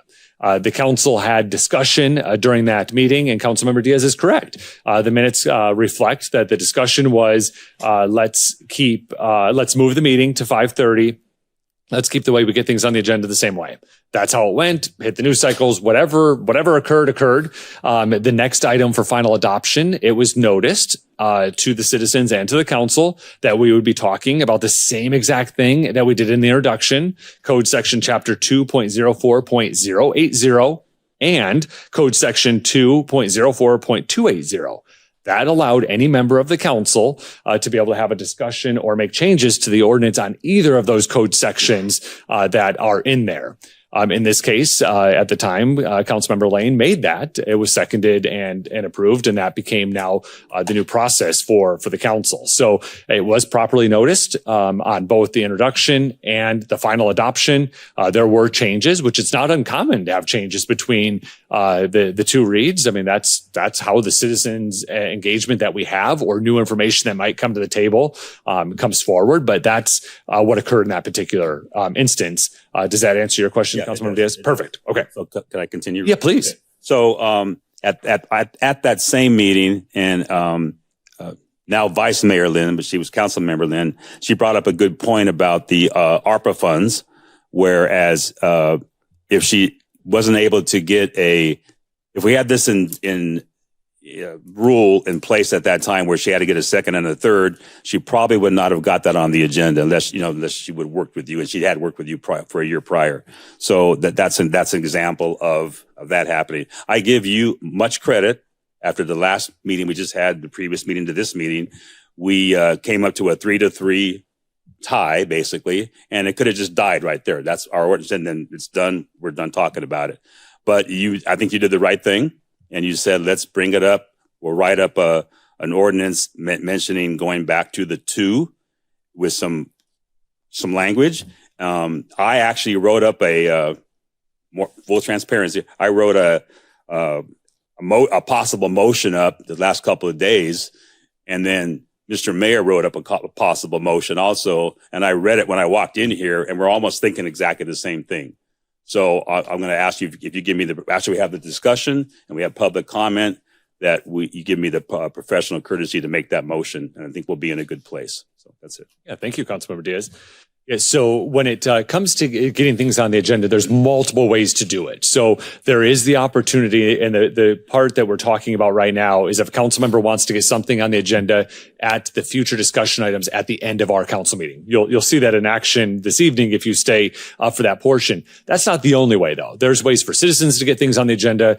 There's ways to work with my office to get things on the agenda. And in Councilmember Diaz's example, Vice Mayor Lynn and I worked heavily together on the ARPA to bring that forward and go through that channel. So after our discussion last meeting, and as Councilmember Diaz said, it was evenly split. And I've seen in action where I've never denied anyone's ability to get anything on the agenda. And if I didn't agree with it working through my office, I would give a pathway to be able to get something on the agenda so that it always could be heard. That's the practice. That's what occurs. And so what works. We actually saw it in action last week. So our last meeting. So we had this discussion. It got on there through future discussion items with a motion, a second, and a third. It worked. The item was heard, and as Councilmember Diaz mentioned, you were supported through that process. The very end of the meeting, we had a council member ask for a future agenda item. It was seconded and third. So that'll be coming to a future meeting. So the process works. That's one of the reasons why, if it works, what are we doing? Trying to distract ourselves. Nonetheless, I did propose some changes. So what the changes are, and for the benefit of my colleagues on council, the packet I put in front of you when I arrived this evening is in the strike through language in the red. That was what's on the council communication packet. So in red was what is on the website right now and is what we talked about at our last meeting. I then made a change. And what I'm trying to do is find a compromise based on the conversations that I heard that evening. So from the public as well as from my colleagues on council, that everyone can be happy or as equally unhappy on the passage of this. So it would allow a council member, and I'll just read it verbatim, just since I'm not giving our citizens the opportunity to have this in front of them. Again, this is just an introduction. So should this pass this evening, it will be for consideration for final adoption in a subsequent meeting with this language and available for you to read. But it would read, the change that we're making is making a motion and receiving a second, no vote necessary during a future discussion items portion of the city council meeting. Again, that's what's on the website right now. 2 also is submitting a written request to the mayor, and then the mayor will work with the council member or members and the city manager to determine the best course of action for handling the request. Adding 3, this is now new language. Number 3 would say the council member that requests an item to be placed on the future agenda and receives a second will make a presentation to the council as a whole at a future meeting. That's already practice. It just codifies the practice in which we're doing. So it just puts in words the actions we're doing. Letter B is already in the code. I just changed around the words to match the practice in what we're doing. So the words would say, the mayor may submit items for placement on an agenda, and then he or she will work with the city manager to obtain the necessary information and materials for placement of the item on the agenda and provide written notice to all council members. That language is in there awkwardly. So right now it says, well, notice the council members, and then I'll work with the city manager. The notice is the agenda. So it just puts that in the correct order of how that would occur. Letter C is already there. All communications should be addressed to the council as a whole and not to any individual member thereof. And then letter D is new language, but it says the mayor sets the agenda and approves the agenda pursuant to City Code Chapter 2.04.250, Order of Business, ensuring it aligns with the city's priorities and objectives. And that's happening now, but it's also, I included for my colleagues, an expanded view of Chapter 2. So if you go to the first 2 pages are that ordinance I just read. The next page starts with Article 4 agendas, and it says the order of the business of each meeting of the council shall be contained in the agenda as prepared by the clerk and approved by the mayor. So it's already what's happening in code, but oftentimes when we get an item that is contentious or misunderstood or whatever it might be, we just look at the words in that code section. So I just wanted to say, hey, it's already in the code. It's right here. So I just wanted to make it very clear it's in the code right here. And that's why I referenced into that area with no other changes. And so, then 2 pages after that code section, there's now a proposed motion on my compromise. If that's the will of the council this evening, that just dictates that out so that we can have that in the future. Do you have 2 of them? I don't have it. Oh, let's see. I thought I had one in front of you. I wonder if you took it because I can't find it. I saw it. Yeah, I will get. You can have mine. So that's a compromise. Again, my compromise comes at a place from good intention that meets the needs of our citizens. Some of the testimony we heard at our last meeting, the intention's never not to let a council member have something on the agenda. If they want something, they've always had it through my tenure, and I haven't always been the mayor. I did serve a term as a council member, and we had practices there when I wanted something on the agenda. I was able to work through to get that on the agenda. I hope this brings compromise to all of my colleagues and our community, where we can put this issue to rest and be able to move forward with the important work that we do on behalf of those we serve, our citizens. But with that, I'll open up to any questions from members of council. Councilmember Dolan. Mr. Mayor, in the name of compromise and transparency, I definitely support these changes. I would just like to remind us as a council, our code of conduct and how we conduct ourselves. And also too, what our purpose is. Our purpose is not to hear every possible thing that comes to the city. The city government or government is not the answer to every single problem. And there's certain things maybe we shouldn't be a council item. It can be handled other ways. So I would hope that we would continue to do our due diligence and keep city matters on city council. And, I know we got some school board members out there, keep the school board stuff in their area, and we all stay in our lanes and do our thing. And we, remember that we want our local control, and government's not always the answer. So we shouldn't always bring every single problem to council, the governing board, to discuss it. When I have some issues, sometimes I take them to city manager. They don't need to be addressed at this area. Maybe it's something that could be covered in the city manager report. Maybe it's something that can come up with coffee with the mayor. We have a lot of ways to communicate with our community and let them know, some of the things that are going on. So, like I said, but I'm in the name of support and transparency. I'm fine with this, and I would consider voting in that direction. So I appreciate Councilmember David Diaz for putting this together and the mayor for working together on this. So thank you. Thank you, Councilmember Dolan. Yeah, Councilmember Diaz. Yeah, and to that point, if a council member brings something up and gets a second, and then during that process of investigating that, we might find out that it's not in our purview, or there's a state statute that doesn't allow us to even talk about it. And then that can be done at the future discussion and say, we discussed it, we researched it, citizens of Lake Havasu, this is A, B, and C, why it's not going to be an action item. End of story. Yeah. So. As I'm sitting here listening to my colleagues on council kind of explain some of these things, just so you know why it's so clumsy, is there's Arizona open meeting law. So we're not allowed to talk to each other about any item that's going to come before us until we're all together. So we can talk to up to 2 other members of the council about something. And at that point, if we expand that, it's a quorum and we're having a public meeting. And that's not fair to citizens, and it's a violation of the law. So it seems clumsy that we're even having to talk about these things. It might seem common sense-ish, and we're trying to put things on the agenda, but we just don't get the opportunity to have this discussion outside of being on camera in front of our citizens and together in this forum. So, yeah, Councilmember Campbell. I'm going to put in my 2 cents, and I've went through all the videos all the way back to my original concern where this all started.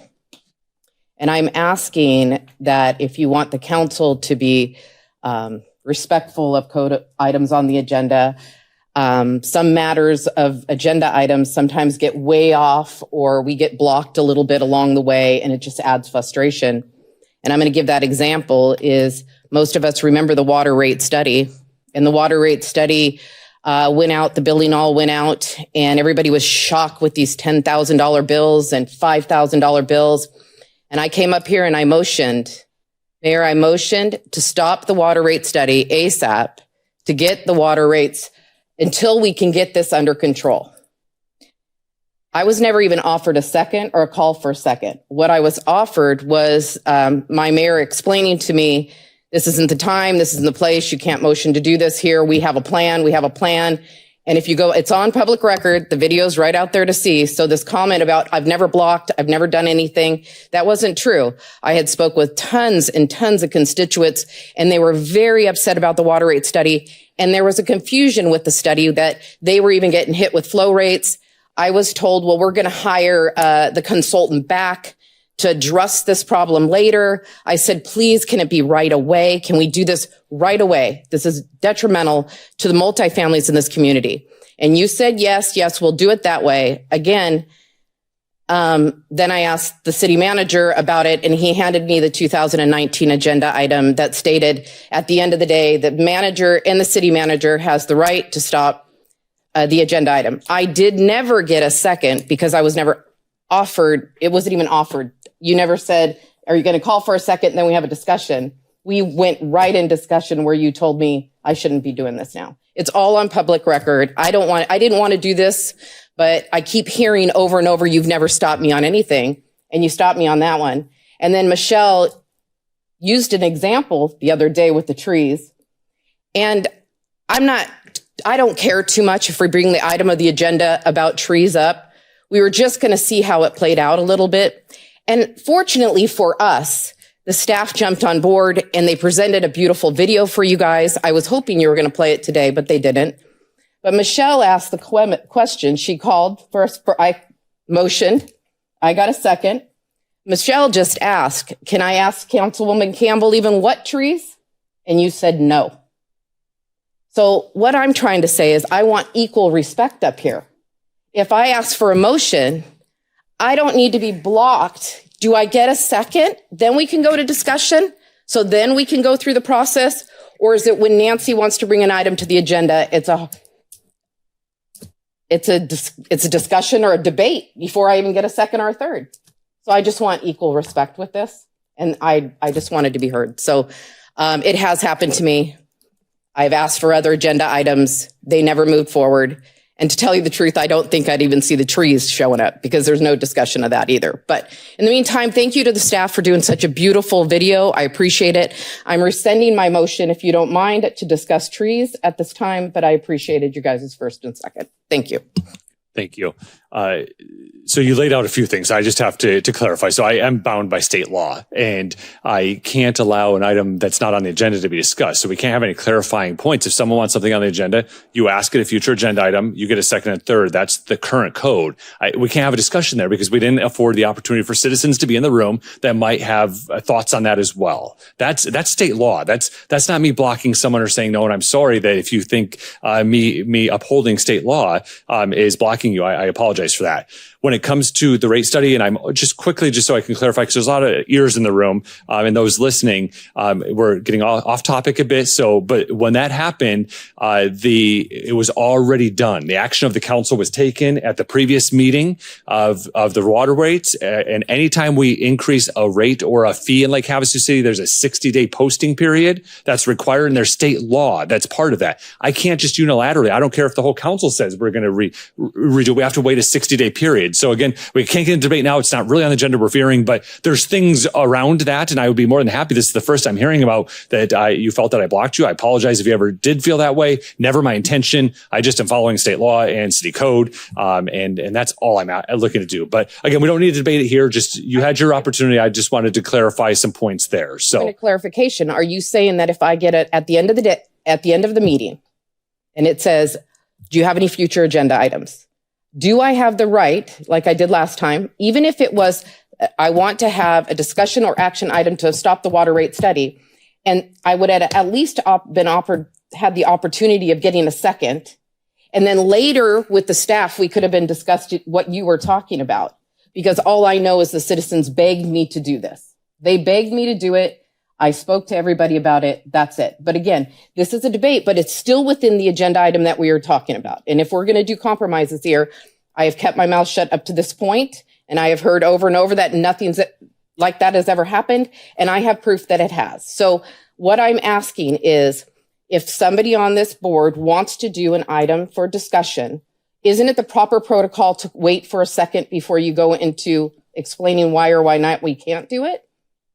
If you're asking me a hypothetical question on an action, I didn't watch the video that you're referring to. You haven't given us a proper date for me to look at to see what it was. I do know, and I recall in my memory, I don't know if it's true because I haven't watched this video. I remember the day that we did have this discussion at the council chambers we were at. It was a very awkward full room, and our technology also went down that day. And so we had video cameras in the room that were having to come at the last minute so we could record it. And I believe I was on an Eon speaker so people in the room could even hear us. So that's my recollection. I don't know if it's true. I haven't seen the video of what you're talking about. Hypothetically, if a council member asks for an item, should this item here be adopted for an introduction, and introduced this evening and then adopted a subsequent meeting as proposed? Yes. Hypothetically, the council member asked for it, and as the chair, the mayor would give that council member the opportunity or that item to have a second from a member of this body. Yes. Hypothetically. Yes. That's all I'm asking for. Yeah. Thank you. You're welcome.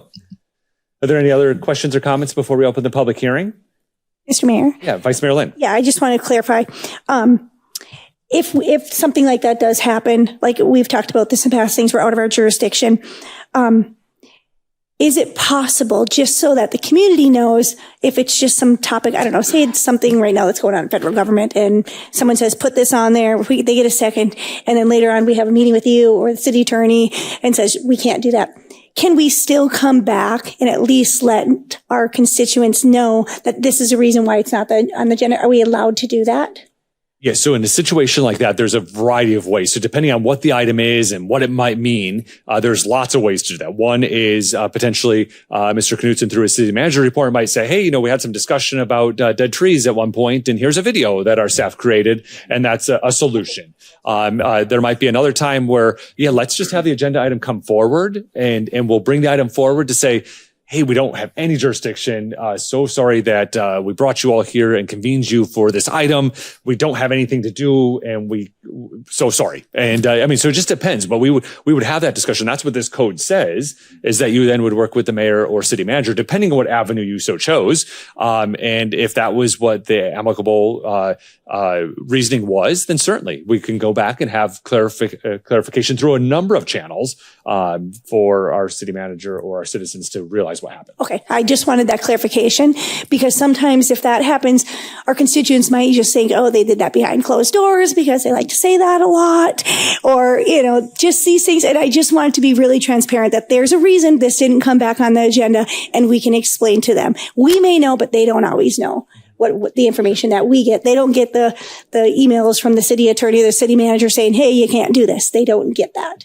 So it'd be nice just to make sure and hopefully that'll never happen, those agenda items can be explained to our constituents. Yeah. Thank you. And it kind of just goes back to the optics of that. There was a lot of people that thought, how dare he shut you down? Why didn't he even allow you a second? He didn't allow you a second. And I'm just trying to improve our communication up here. Sure. Moving forward, that's what I hope we're trying to do here, because the optics, you say it all the time, there's a lot of optics, and I hope that we're getting better and moving forward. Mm-hmm. Yeah, absolutely. And again, just for clarification, you and I worked together on that item. That was when it came to the sewer rates. So you and I worked on that item together as we brought it forward. So, all right. Any additional discussion before we open the public hearing? Yeah. All right. This is a public hearing. If you'd like to address the city council on this item, please make your way to the podium. You don't have to sign up for items, but we did have Ms. Kraft signed up for this item. If you'd like to make your way to the podium, then we'll open up to the rest of the citizens.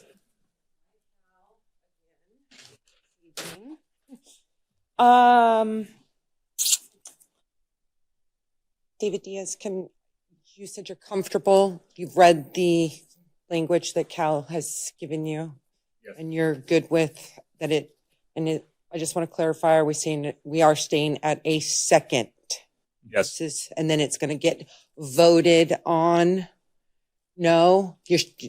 Michelle, you shook your head no. Yeah. Cal, you shook your head yes. So this evening, if that was the motion that was made, it would be introduced, and then it'll come back at a subsequent meeting. Anything can change within that time, but it would happen in a public hearing, and then it would be voted on and adopted if that was the will of this council. Okay. We've gone rounds about this whole situation here. So, but as of right now, you're good on that, yes, David, as far as what you're reading. And I'm comfortable with the compromise, and it also clarifies some things that, as Mayor said earlier, that are already practiced. Okay. All right. I have to say, this has been so confusing as to what happened on all of this. Obviously there was a cross between the time of meetings and then how I really like the 2011 option that you said where we were at before. Some of the changes, a lot of us as citizens, we don't even understand how this even came about, how this has happened. There's been a lot of implications that things just maybe happen behind closed door, blah, blah, blah. We know that that's not the case. It has been talked about a lot in council here at the time. And let's get this resolved. Please, let's keep it to 2. Okay. I think that that's what we're pretty comfortable with at this point. I don't want to make accusations or or have something misinterpreted that maybe it is kind of, how do I want to say this to you? Just outnumbering or anything like that. Okay. I think that getting a second, as you guys referred to it, I haven't spent all day watching videos on all of this now, unfortunately. This has literally consumed hours of my day. And I knew about this weeks ago and a month and so ago and a while back. There's still definitely some confusion on the 7-0 vote. And then how did we come back? And then it turned out to be 4-3. And you say was nothing shady going on, no conversations. By law, you're not allowed to get together with 3 or 4 people and say, hey, we got an election coming up. We might have a little bit of problem here or something, like we're not doing all of that. Right. So just, I just want to keep it fair. The thing here is that I don't think that a lot of people are going to bring up your willy-nilly things that you guys have been saying. I think if you're coming to a council member, this is something that's bubbling up possibly in our community necessarily. And that maybe it is something that at least needs to become a discussion item so that the public can become aware. I find that we're so fragmented these days on where everybody's getting information from. And I find that actually a lot of people in Lake Havasu don't even know sometimes what's going on. I think you've done a good job. I think that there's a lot of things here and coming back to the table and talking about this, but I'm really asking our council to keep this at a second and not require a third, please. I think it just doesn't, if there's something that's really starting to boil up that they're hearing from their constituents, and you can't have that conversation with a third or a fourth person because of meeting, I think it's best to stay at the second. Hopefully we'll do that. Thank you very much. Thank you. Would anyone else like to address the city council on this item?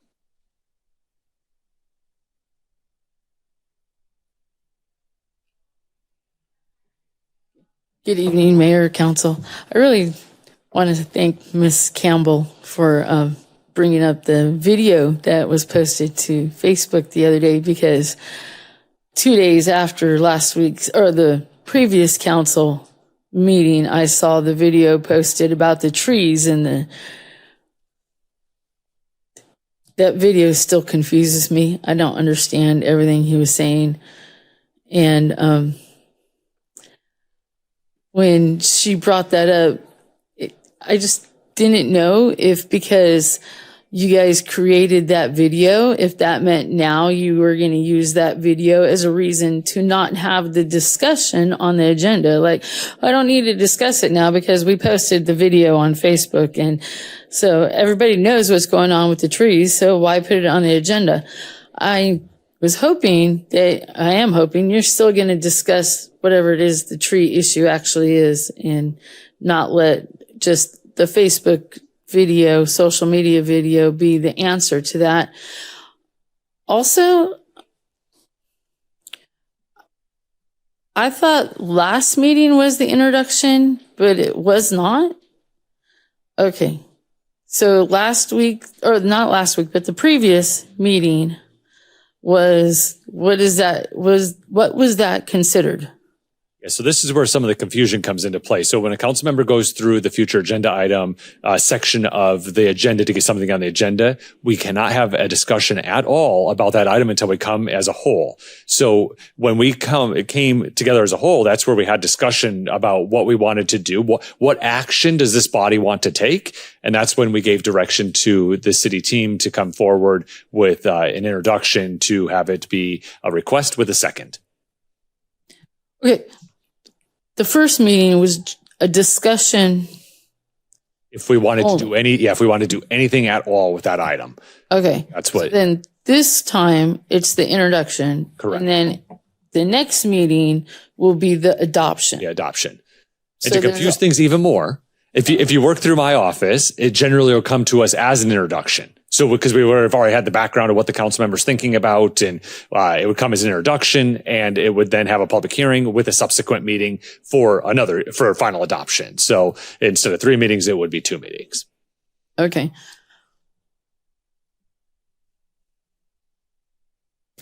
So there's still a possibility, even after you read through all of that today and you make the motion today, the possibility does exist that at the next meeting, somebody can change it again and reintroduce it or say it differently. And then it would be moved So that way, correct? Correct. Within the code section that is posted. So within this code section, a change could happen within there. Again, in the public process at the future meeting for adoption. Certainly that could happen. The conversation I'm hearing this evening, it doesn't sound like it, but anything could happen. So It didn't sound like that was going to happen at the last meeting either. The first one. the good news is you're at every meeting, so you'll be here to advocate for it. Well, and by the way, you guys I don't understand why you're not allowed to say Councilmember Lane, or wasn't he Vice Mayor Lane at that time when that happened? And I don't understand why saying that he changed it is some secret. Oh, it's not a secret. I think we talked about that a lot tonight. Yeah. Tonight, so much, maybe more, but not at the last meeting. Yeah. Thanks. Thank you. Would anyone else like to address the city council on this item? Just a second. I just wanted to thank you for last year. I didn't get a chance to send cards out this year. I want to thank my mayor, my city council, and my city manager for the streets and roads last year. It allows our police cars, our fire equipment, our ambulances to move a little bit swifter through town because the guys know in their mind that the roads are been paved and a little smoother. So thank you guys all again. And the school buses. We get 2 more years out of our school buses because it doesn't tear the spring perches out of the back. Thank you. Thank you. All right. Would anyone else like to address this, the council on this item?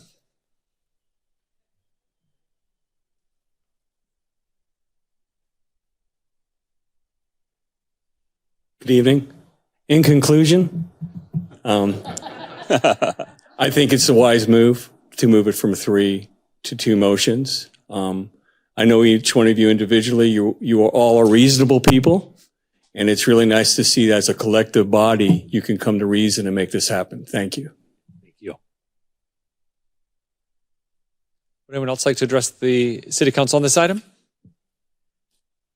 All right, we'll go ahead and close this and bring it back to council for discussion of possible motion. I have one more question. Yeah, Vice Mayor Lynn? So on this council request, I just really want to clarify, you can do A, B, C, or D, correct? You don't have to do A and then B and then C and then D, right? It's just one, one option. So I guess my question is, the added D one, can you just, I guess I'm wondering why that's in there, the D. The reason that D is in there, so I'm changing the pages. Vice Mayor Lynn and I are sharing the same packet. So in this section already, so in code section chapter 204.250, it shows that the order of the business that the council agenda should be contained and prepared by the city clerk and then approved by the mayor. It's just when we're looking at this small code section, we don't always know the other portions that are above that in code section 2. So I just want to make it very clear. So there were no surprises. It's already in the agenda right now. Whether we take action this evening or not, it's there. And I just want to be as transparent as possible, but that's why that's there. Okay. I was just making sure that we didn't do A and we got a motion, got a second, and then later on it comes back and says, oh, well, the mayor sets the agenda and he says, no, we're not putting that on there. Yep. Yeah. It doesn't mean that. No, it means, Okay. you can do one option or the other. Okay. Just clarifying that because I saw the extra line and I thought, well, I hope that doesn't just null what we just did. No, that just goes up to that section of the order of business where it's in there earlier in the code. Again, just want to be fully transparent. There's something, no one ever told me that. Well, it's in the code. It's there today. Thank you. Yes. Councilmember Diaz? I'd like to make a motion if there's no more discussion. Yeah. Please. Okay. Mayor, Oh, I'm sorry. Councilmember Koch? if I might, Yeah, please. I just want to make a couple of comments, and I apologize for not being there this evening in person. So a lot of conversation, multiple times, multiple meetings on this topic. In the spirit of cooperation, I can go ahead and support the motion that I'm sure David, Councilmember Diaz, is going to make with the changes proposed. But let's keep in mind as council members, which sometimes I think we get caught up in the heat of meetings, that not everything is within the purview of the city council. And I think that's where this kind of came from in the beginning. I think it had the best of intentions, although we've been accused of doing things with not good intentions. I think the intentions were there because there were things that maybe came to us that were not within the purview of the city council. And when items like that come forward and we don't take action, or the city perceives that we're not doing things that they think we should be doing because we can't, they don't understand necessarily sometimes, because not everybody has time to read through everything that's within our purview and things that we can do. So let's be cognizant that we need to understand items that come to us, make sure that we do our due diligence and our research before we're putting them on an agenda to mislead the public that we can do something we can't.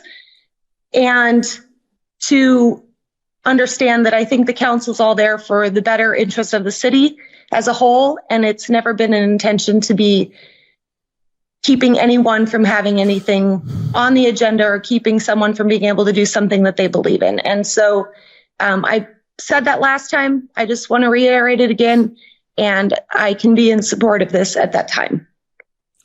Thank you, Councilmember Koch. Mayor, if I can chime in before David makes his motion, please. Yes. No, sounds like you guys missed me. You know what I mean? I'm glad to come back and see all this compromise and to see all this working together on it. I rewatched the whole thing, you know what I mean, to see all that was said. And I was a little disappointed because there are both sides of this issue. Ginny spoke to it very well. But I just want to make sure I appreciate the kind of change in tone of everyone willing to come together. I want to commend you on the verbiage that you kind of put together. I believe the verbiage you put together a nice blend of, you know, everything. And if that's the motion that David is getting ready to make, I would 100% support it. Thank you. All right, Councilmember Diaz. Anyone else? I think I only see one green line. That's yours. So, yeah.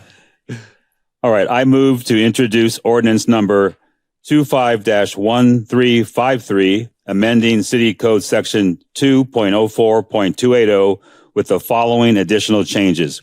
Section A adds 3.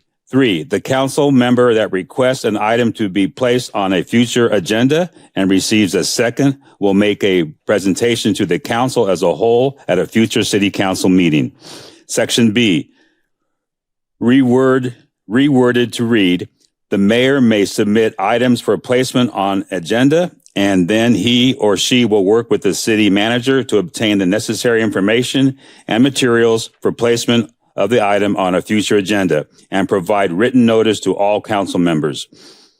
Add a section to D to read D. The mayor sets the agenda and approves the agenda pursuant to city C2-04-250 order of business, ensuring it aligns with the city's priorities and objectives. Second. All right, we have a motion from Councilmember Diaz, a second from Councilmember Moses.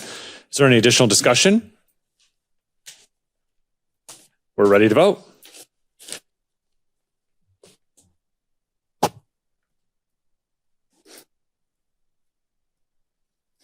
Aye. Oh, thank you, Councilmember Koch. Yeah. I knew you forgot about Yeah, me. thank you. Yeah, I had all these pieces of paper, so my note got covered up, so thank you. Motion carries 7-0. Thank you. Mayor? Yeah, Councilmember Diaz. Can I add one thing? If this ever comes up again, it's automatic recall.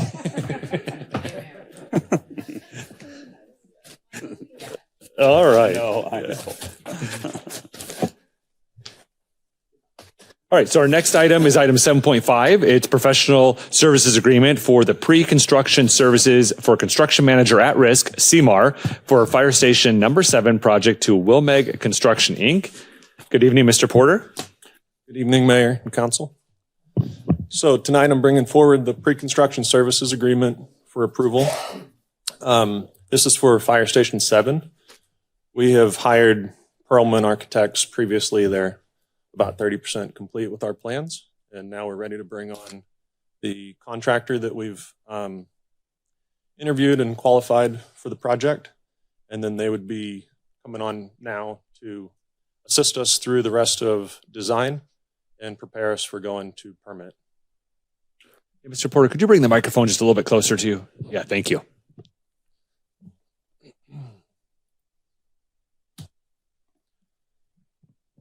So a previous fire study was identified that this location, that would be at the corner of Sloop and McCulloch, based on increased development and to improve response times to the 11,800 residents.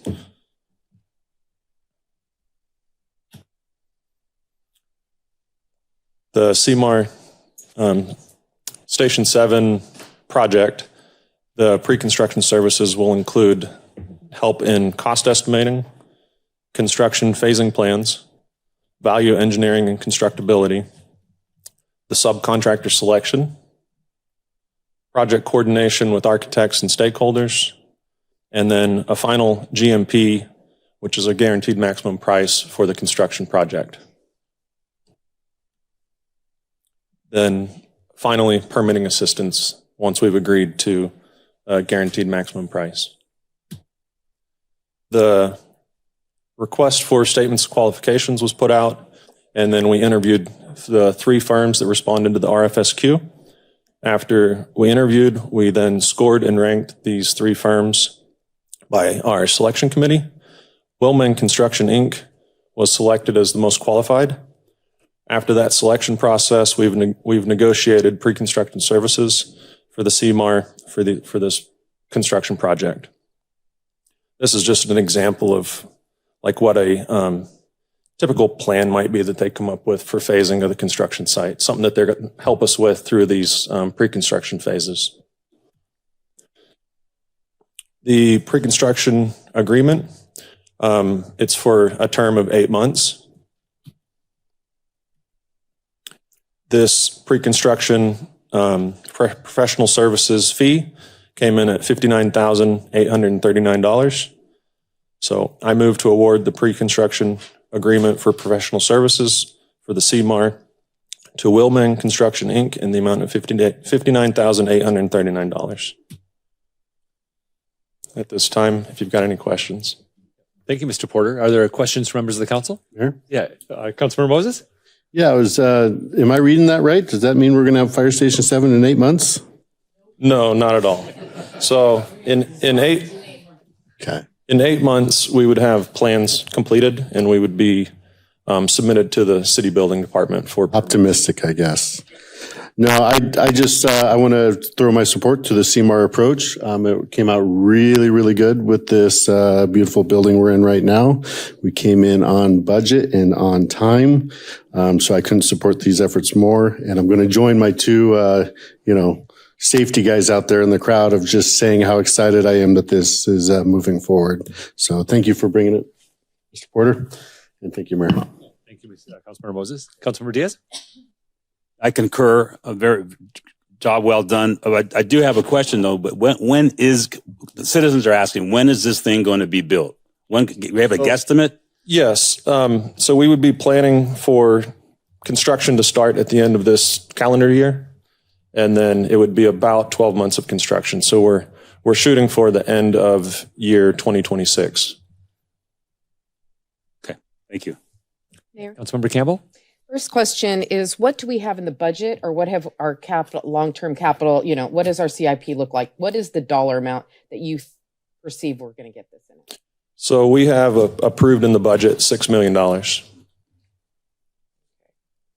And what I know, and I'm sure you're going to understand exactly what I'm going to say, is I believe, because I know you've been in construction forever as well. I like the CMAR approach when our country or our city is in a volatile area where pricing could fluctuate very high and you don't know it. But in some cases, when construction markets are pretty consistent and we don't see a major reason nobody knows for sure. But as a contractor, and I'm speaking all the contractors I know, when they get these kind of guaranteed maximum price, they absolutely add a bunch of money on top of it just in case, because they're in the same boat too. They don't want to lose. And it's not going out to bid, so we're not offering the lowest bid, which can be difficult. And I know everybody here is going to go, oh, here she goes again. But, my husband and I, we've had the conversation, and I won't tell you what we've said about it. But Was that nice? Okay. I'm trying to be nice. And I'm sure this is a great company, but it perceives to be a little different when it's not going out to a real bid. It would be you're picking your contractor. And that's the reason why most contractors have to go to bid. They have to go the only reason why Pioneer Earth Movers gets these bids is because they're the lowest bid out of all the bid closings where envelopes are sealed, and it's a real strong government bid process, as you know. There is no cheating on this. Whoever comes in with the lowest bid gets the lowest bid. But when you go into, we're going to pick the one that we think is the most qualified, can be a little, and then sometimes guaranteed price. Does it go down if it doesn't cost that much? I've never heard that. They get what they get, right? Or can it go down?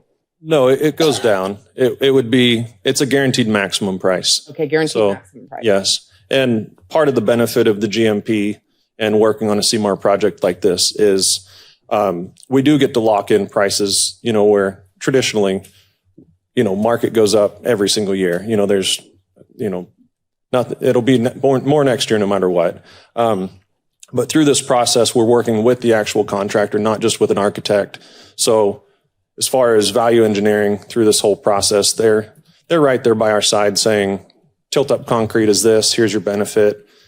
CMU construction is this, if we do asphalt, so we're getting real dollar value bids during the design phase. So we're not designing a whole building with our wish list and then coming in with a project that goes out to bid and comes back at $8.5 million or, whatever that number happens to be. We know, and we're confident at the end of the project, at the end of the design phase, that we have a project that we can afford to build. And I can understand where you're going with that, because it is always nice to bring, architects like to do things grandiose at times. But if you are consistent and explain your wants and your scopes of work and what you're expecting, like in this building, it varied all over the place from the beginning to the end on the end price. And I'm not trying to be difficult here. I'm super excited about this. I'm just saying in the future, I'm skeptical a little bit about these guaranteed, we're going to pick the contractor and we're the government picking the contractor. And in return, it's not going out to possibly the lowest bid. And I will tell you, the lowest bids are not always the best people either. So, it's a good process. I want to thank you for it. I'm not disappointed, but I have my concerns. And I know a lot of people in the construction world have the same concerns because they're saying, I'll say it, they're picking their friends to do the job. This is what the perception is again. And I'm, right. I know your integrity, and I know that you guys are doing a good job. Yes, and I appreciate that. To say one more thing, they are involved in the we're involved in the subcontractor process as well, and they will bring forward 3+ subcontractors for each trade. Right. We're in there. We get to see those numbers live. So we do get to be in that choice making of who we're bringing in to be working on our projects for the city. See, look at me over here changing my mind twice now. Good job, guys. Thanks. Mr. Mayor? Mr. Knudsen? Yes. I get great responses by Mr. Porter. Kind of added the conversation because over the next 2 years, we're going to be talking about, Fire Station 7. With regards to the budget, $6 million is the balance in terms of what's left in the budget for construction. And we'll know here in a couple months whether or not the design team and the general contract team, the construction team, can figure out the best possible Fire Station 7 for us, given the restraints, financial restraints that we place on the project. That's the goal. As a city manager, sometimes I'll vent, I'll whine, I'll complain about the fact that it is so much more difficult for the city and city government to do projects like this because of the transparency and because of state laws that are out there that aren't necessarily in place because they're trying to save us money from a city's perspective. So we identify a budget. That budget gets placed on, we talk about it at work sessions. It's on our website. It's in our budget documents. We talk about it at meetings like this over and over and over again. And it's very curious that when you put hey, we have a budget for $6 million for a fire station, that if we do collect bids on a design bid, they come back at what the budget is, what we say. If we would say, hey, the budget for the fire station is $10 million. Weird. The bids are coming in at 10 million. So it's a disadvantage for us in terms of we put our number of what we want to spend. Can you imagine that going to a dealership and buying a car? I got 50 grand in my pocket or 30 grand in my pocket, but I'm buy a vehicle. This vehicle is for 50 or 30 or $30,000. So I kind of want to put that out there. We're at a little bit of a disadvantage. So sometimes within the budget documents, we set goals.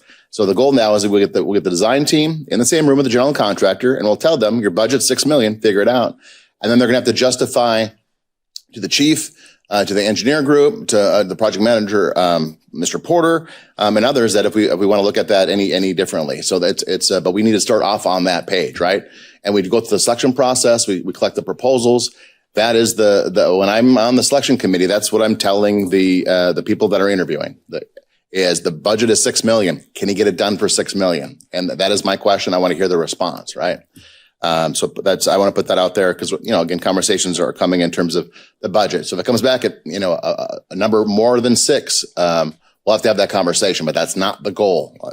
And then the other one in terms of, you're right, Councilmember Campbell, the CMAR and more so when we solicit proposals, not bids, from the professional service committee within the state of Arizona, state law says cities, you cannot collect a bid on that proposal. It's a request for qualifications, not a request for proposals. And that's because, and there's a state statute. We talk about the legislative process and advocating and resolutions and a little bit earlier. I'd love to see that law change because we should be able to solicit bids from the professional services that the city does business with. And we shouldn't have to go through a process where we do qualifications. We select the best one that's qualified, and then we have no idea what the numbers are until we then have a conversation with number one. If we don't like the number with number one, then we have to forego discussions and then go to number two and say, what's your number? And it's we don't act like that in the private sector. We don't act like that in our personal finances and how we handle things. So I'm venting a little bit, but at the same time, I just want to paint that story as we kind of go through that process. We have Fire Station 7 we're talking about. We had Courthouse prior. Second Bridge, we had interviews today with the contractor for a possible contractor. Same process that we went through this for the Second Bridge. So that's coming too, and we'll explain that process when that gets here as well too. But we're handcuffed a little bit, doing the best that we can.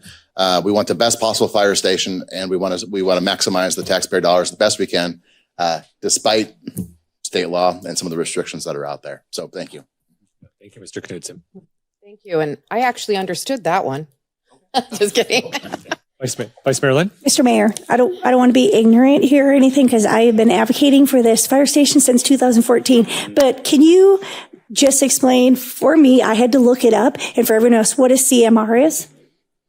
It's a construction manager at risk. So at the end of this phase that we're hiring for right now, we will have a set of plans with the GMP, the gross maximum price, guaranteed maximum price. And then that contractor is at risk to perform the building phase to the project cost that they've guaranteed that price for.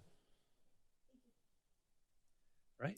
Mr. Mayor? Yes. Before we spend all this money, Chief, you still need this, right? Thumbs up. We're good. We still want this? All right. I just wanted to make sure I just want to make sure he was still signed off on it and we're good. So thank you, Chief. Any additional comments or questions from members of the council before we open the public hearing? All right, this is a public hearing. Would anyone like to address the city council on this item? Yeah, please just make your way to the podium and state your name for the record. Good evening, Mayor and Council. I just had a really funny question, probably off the subject, but the beautiful fire engines that are on the pictures on the screen right now with the picture of a fire station, when you are looking at the design, build, and cost of all that, are they going to need new fire trucks for the new station when it comes into play? And will that be adding to the design cost or not to the design cost? Yeah, no, great question. Yeah, we'll absolutely have to outfit this fire station with personnel as well as equipment. But this is the discussion we're talking about. The numbers we talked about here are just for the capital outlay to build the facility. Separate discussions for the apparatus, equipment, personnel. Yes. I've been waiting for this for 18 years, so you know I'm happy. Charles Taylor, 1417 Murphy Drive. 15 years ago, I was working with Fire Marshal Chip Solosky on this and Deputy Chief Jeff Sayer. And this is just wonderful news. I've been twisting the mayor's arm for so long on this. And one thing I had a question about, in the old plan that Dennis, the old chief, did 15 years ago, inside the fire station, we had a room for the police department and a desk and a restroom and showers and stuff like that. And then the detectives had a place, and we had a holding room planned for this. So the police can come in and use this. If we ever had to, detectives had to bring somebody in for different kind of crimes, and they could take them up there and keep them away from the main station. Is that still planned, or? Mayor, Mr. Porter, I can address that, sir, if that's okay. Sure. Project manager, Mr. Porter, Chief Palafis, will have conversations. They've already started conversations with Chief Sterling, other members of the team and citywide. And we will address this collaboratively to the best that we can. If police need something, they'll get something. Got it. Thanks so much. Thank you. Did you hear that, Troy? Yeah. Mr. Murray, did you have a comment? Yeah, please.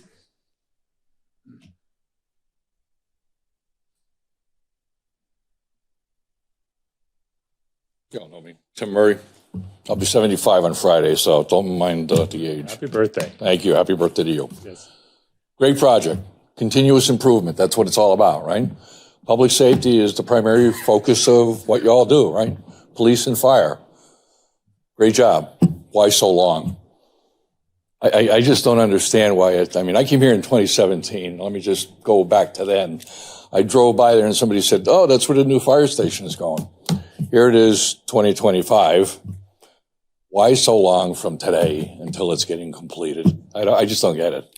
I was going to suggest, let's put a sign up there. Future home of fire station number 7. Maybe before I turn 80, it'll be out there. I don't know. No, it'll be done by 2026. So as soon as the design gets done in this 8-month period that Mr. Porter reviewed. There's got to be some way of incentivizing these people to get the thing done quicker. The people up in that area, I happened to go up there the other day. They had a fire up there, and it was a pretty good sized fire. Some people don't even know that there's a fire station going down there. They don't know. Now, maybe that's because they're just not knowledgeable of what goes on. What I said to them, there's another station going down the street. Oh, really? When? I said, well, that you have to talk to the powers that be. It just seems so long. It seems so long for me. And I come from another part of the country where we try to get things done quickly, okay? But somebody said to me, well, this is Havislow. I don't really believe that, okay? But I've got to be able to see, I'd like to be able to see something like this, especially when it's public safety. What are we doing? They've been asking for this thing for years, to your point, right? It's been out there for a long time. And I just think it's Let's celebrate our small successes, Mr. Murray. Well, yeah, that's today's the day of celebration. We got Trump in there, so he's going to straighten a lot of stuff out, Yeah. But in any case, it's a long time. It's a long time. But I still would like to see a sign go out there so that people know what this beautiful plot of land that's been sitting there for so long is going to be. Thank you. Thanks. Would anyone else like to address the city council on this item? Yeah, please just make your way to the podium, state your name for the record.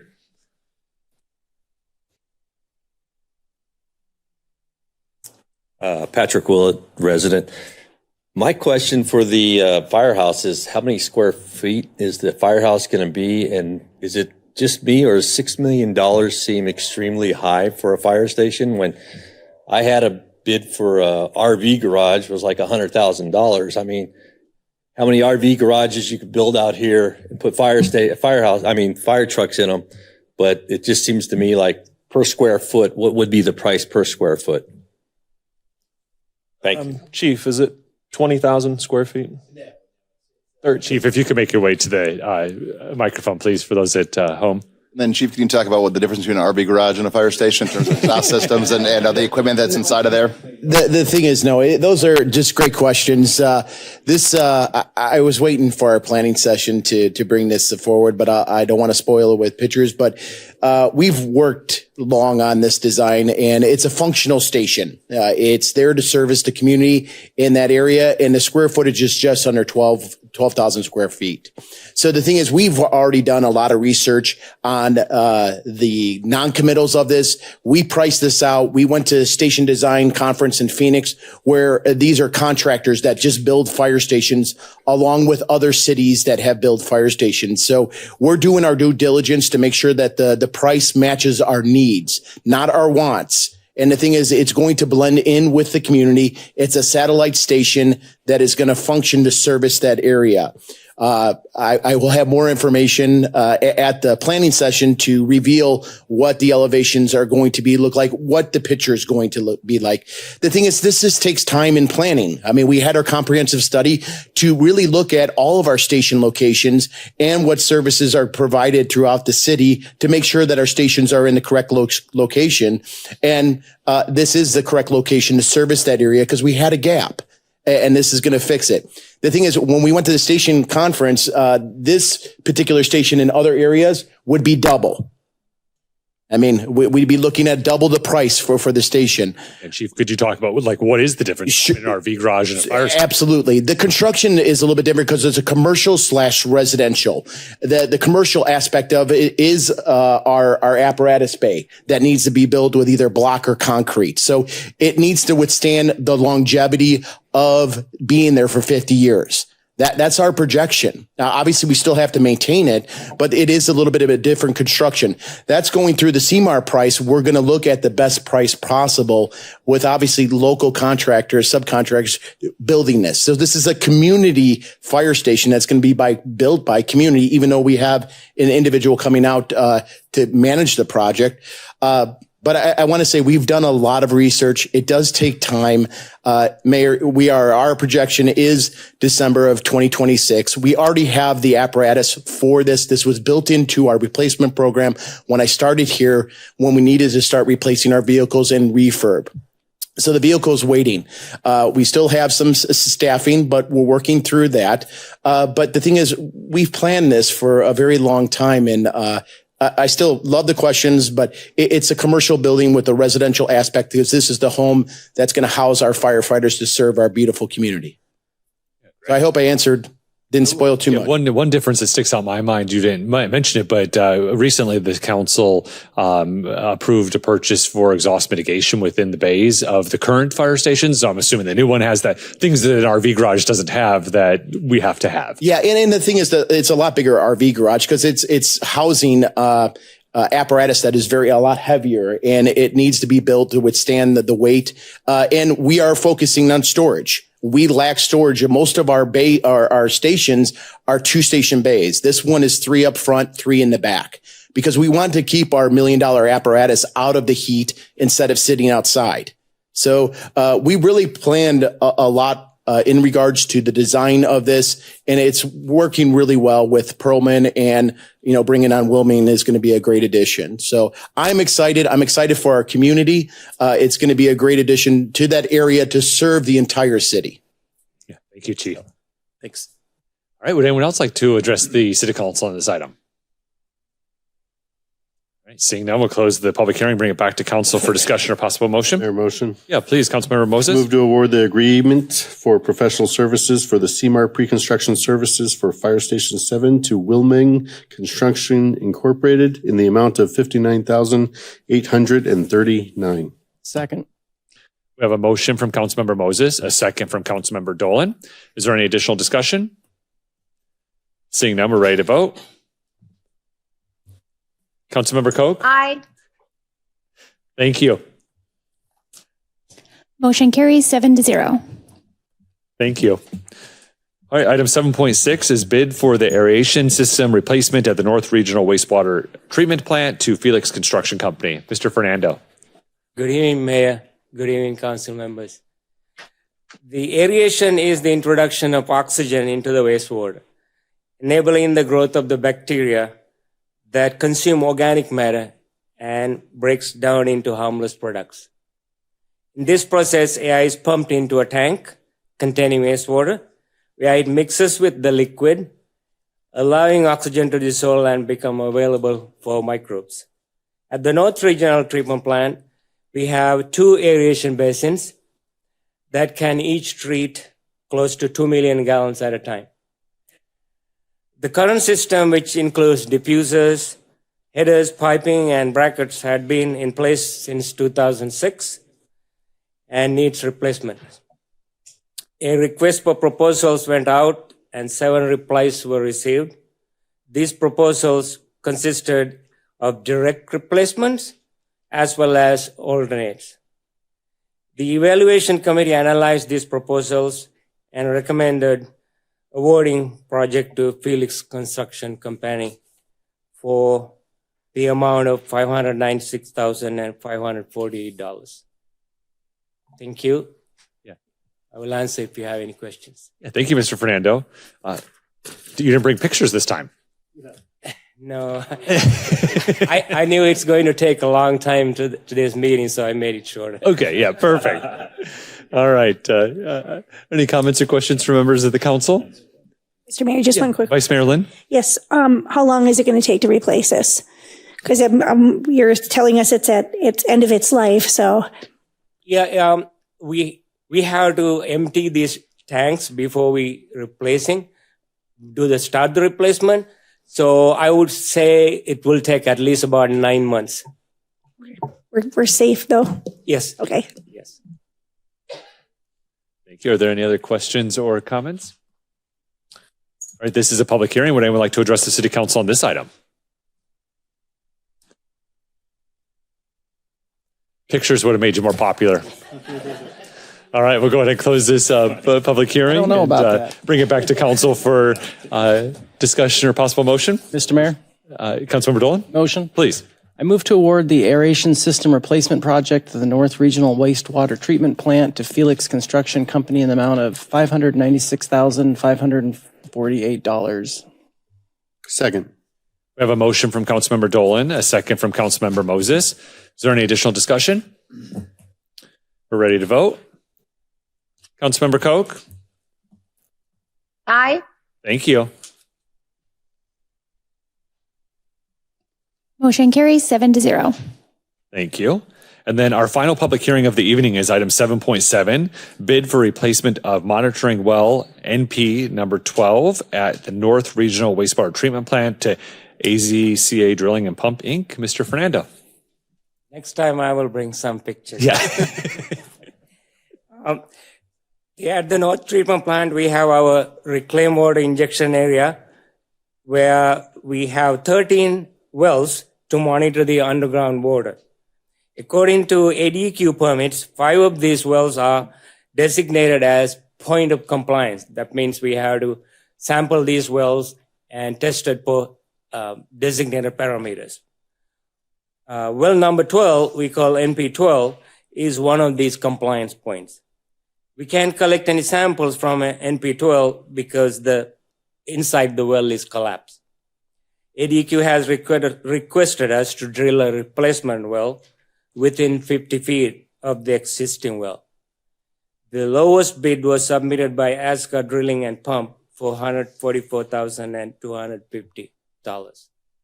Thank you. Thank you, Mr. Fernando. Are there, Councilmember Diaz?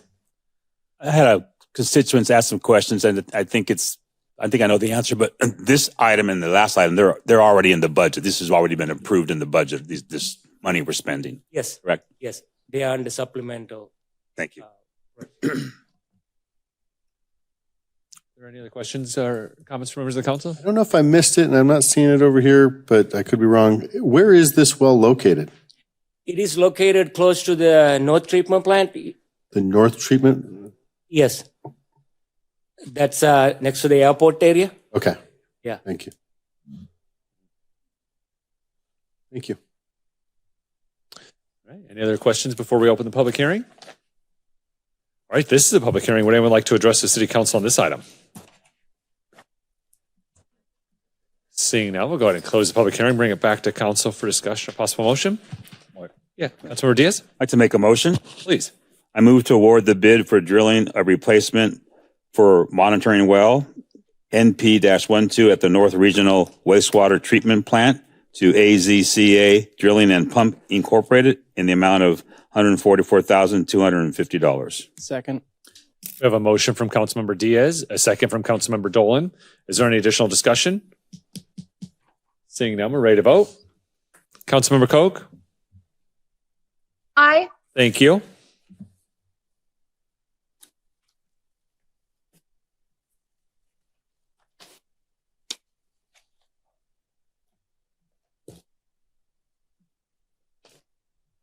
Motion carries 7-0. Thank you. All right, item 8 is our call to the public. This is where citizens have an opportunity to address the city council on items within the jurisdiction of Lake Havasu City.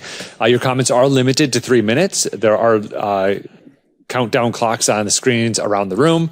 You don't have to sign up if you want to speak, but we did have a citizens sign up, so we'll start there first.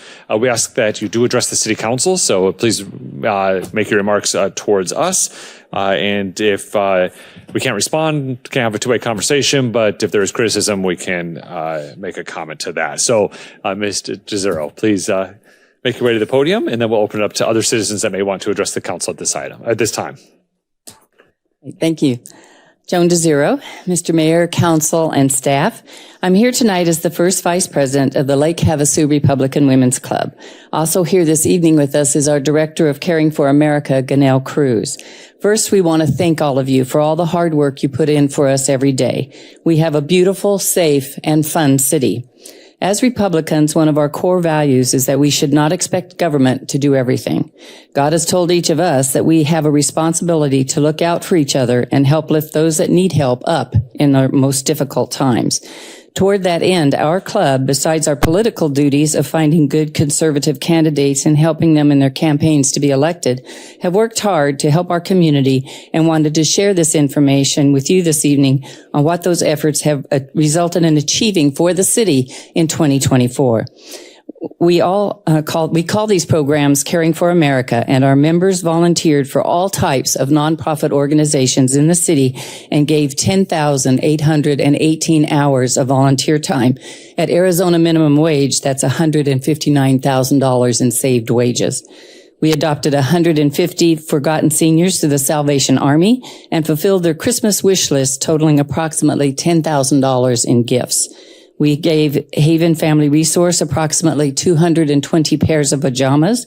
We gave over 260 pairs of shoes to Clothes Closet with $800 in cash. We had a school supply drive resulting in $900 in school supplies being raised. We raised $3,530 for military moms, $2,000 for New Horizons, and we gave 4 $1,000 scholarships to local high school students to assist them on their collegiate journey. We thank you for this opportunity to update you on our efforts and wish you a very peaceful and productive 2025. Thank you. Thank you. Would anyone else like to address the city council during call to the public? Good evening, Mayor, City Council. I have a really important issue I'd like to address you with because I walked up here tonight and, well, this afternoon. I got here before night. I was reminded of the fact that this weekend is Winterfest. And during Winterfest, for some reason, every year on Swanson and Smoke Tree and McCulloch and Smoke Tree, there seems to be a problem with traffic. Always. The people are really impatient drivers and just really look forward to running over pedestrians.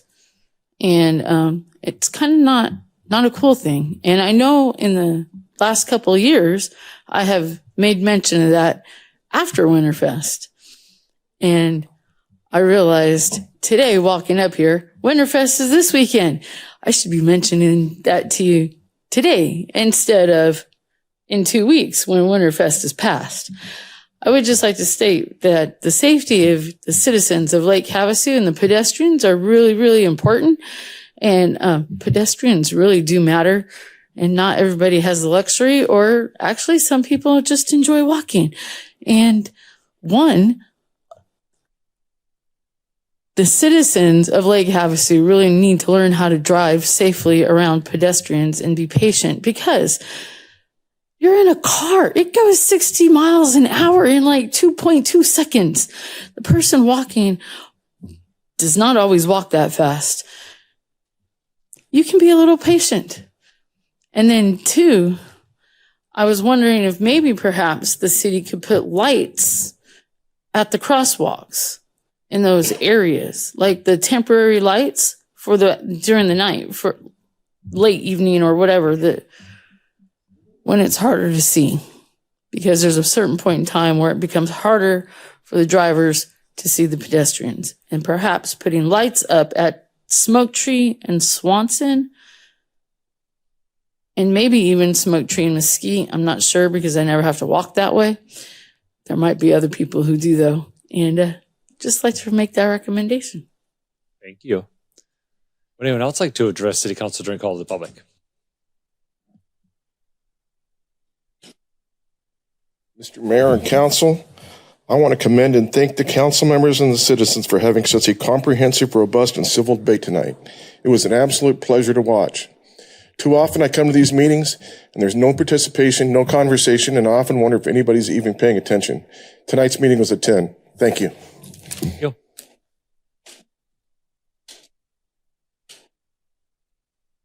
Chuck Taylor. Many of you, I had a chance to go with the mayor a few years ago, and a woman came up to him and was asking him about our wells. And very well, he said to her, "This is something we don't talk about. Many of you know about certain things in this town, and they are best left to you people. We have people who want to do us harm now, and they're all over the place. We don't know." And I've always been very proud of our mayor for saying that. We're not giving out information that best be kept to you guys. Thank you. Anyone else like to address this call? Yes. Yeah, please. Hello. Okay. First of all, I did not mean to snipe at you or imply anything in the fact I was not forming my question correctly earlier. And it wasn't about, you didn't know that this was coming. You guys all got this on Thursday, right? We're here on Tuesday, so they've had a chance to look at all of this.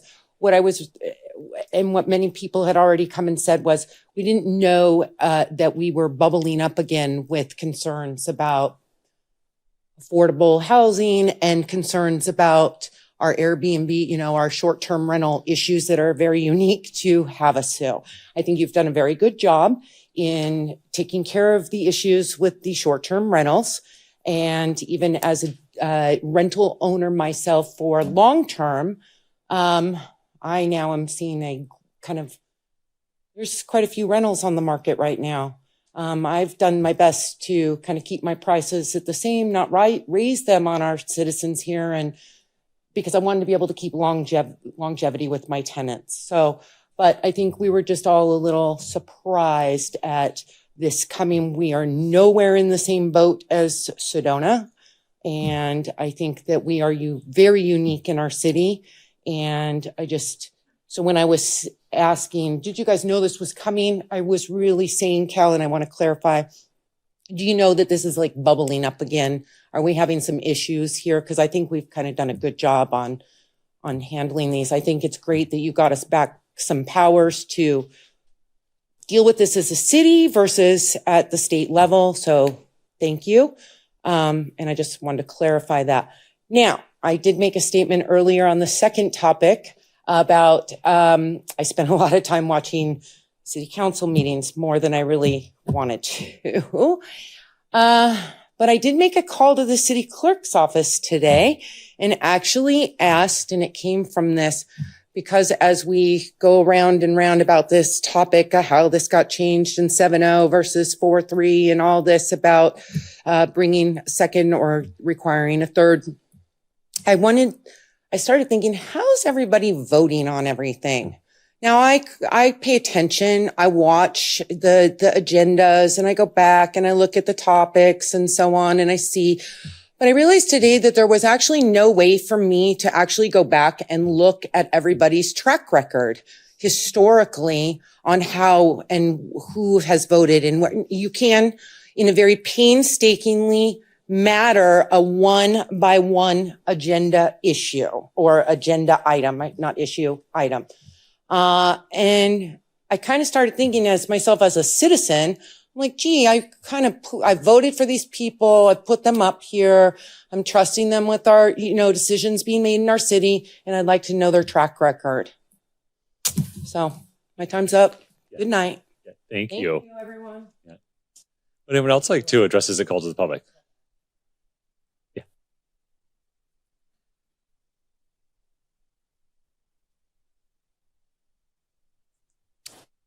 Patrick Willett, and I'd build a heck of a RV garage for $6 million just to say that. But the thing I've been noticing, I don't know if it's just me, I noticed a lot more. It seems like if it's this time of year or what, but we seem to have more and more.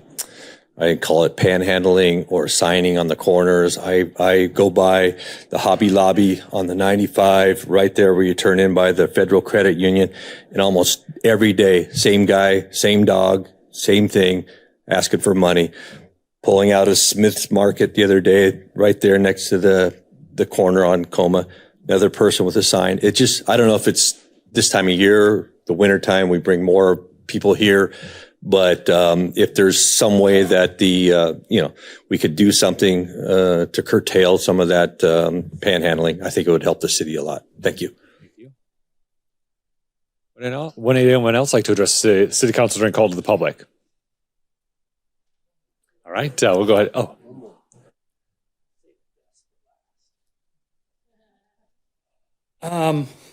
Craig Geary, Lake Havasu City Arborist. These past few weeks, we've talked a lot about trees. I just want to invite everybody in the whole community. This Friday, the Master Gardeners are putting on a pruning seminar. I will be there, and the city landscape crews will be there. And if you guys want to talk trees, we can talk trees for a couple hours. The last little presentation was really general. There's a lot of specifics going on, so I invite you all to show up and enjoy what the Master Gardeners have to present to our city. Mr. Gary, where and when? It's at the Aquatic Center. Aquatic Center, 10 a.m. from 10 to noon this Friday. We're kind of competing with the mayor a little bit. And Jim was wanting to know, how do you become a Master Gardener? That's a good question. You can ask them. It's a long, drawn-out process. Community service, a lot of community service, answering telephones, and going through a whole course of everything. Havasu's different, but thank you. Mr. Gary. All right, would anyone else like to address the city council? All right, seeing now, we'll close the call to the public. Are there any, item 9 is current events. Are there any council committee reports? Yes. Hey, Councilmember Moses? I just want to give everybody a heads up. The PED that I currently serve as a liaison board for that board, we're getting the website up and going. They're doing updates and improvements. It's lakehavasu.org. I'm sorry, lakehavasu.org. And they'll have available land maps on there. They're just kind of doing a comprehensive review and upgrading that to better serve the potential investors that want to come to Lake Havasu. So that's the only thing I got from the PED. Thank you, Councilmember Moses. Councilmember Campbell? Yes, I do. The Winterfest, she already said it, is this weekend on McCulloch on Saturday and Sunday. So be mindful of that in downtown traffic. It is going to be packed. I guess they sold completely out of vendors. I can't remember the number, like 120. Plus, they will have a kid zone in one of the city parking lots. So there's that. And also, Arizona at Work and the Chamber of Commerce are coming together on February 27th at between 3 and 5 p.m., the 600 building of MCC, to have a full-blown discussion of what Arizona at Work and MCC are doing with apprenticeship programs. It's been over a 3-year process that we've been moving the ball little by little to really focus on construction, healthcare, manufacturing are some of the top apprenticeship programs, not to mention the major manufacturing building that they are doing in Kingman. So a lot of information. We need your feedback because this is the feedback that we have to get through the final stages to close the door on some of these great apprenticeship programs that we then can possibly be working with the schools even more. And just to share with you, I thought it was really great that some of the apprenticeship programs in other communities are having shop classes, but they're literally building sheds and reselling them, which includes electric, windows, doors, trim, everything on a shed within. Our schools aren't doing it yet. We're hoping by April we'll have better direction, and hopefully by next year we'll be implementing some really great apprenticeship programs. Another one that is considering coming to town is a heavy equipment operation in Mojave County, which we will teach heavy equipment operations. So we got some really great stuff coming. Please come February 27th at the 600 building, MCC, 3 to 5. Pioneer Earth Movers will be sponsoring some pizza and beverages, and we welcome you to come. Thank you. Thank you. Are there any other council committee reports? All right. Item 10, our future meetings. Thursday, January 30th, this Thursday at 8:30 in the morning will be our planning session. On Tuesday, February 11th, 2025 at 5:30 p.m. will be our next regular meeting. And on Tuesday, February 25th, 2025, again at 5:30 p.m. will be a regular meeting. Item 11, are there any future discussion items? Item 12, motion to adjourn. All right, we are adjourned. Thank you for being here. Be kind. We'll see you next time.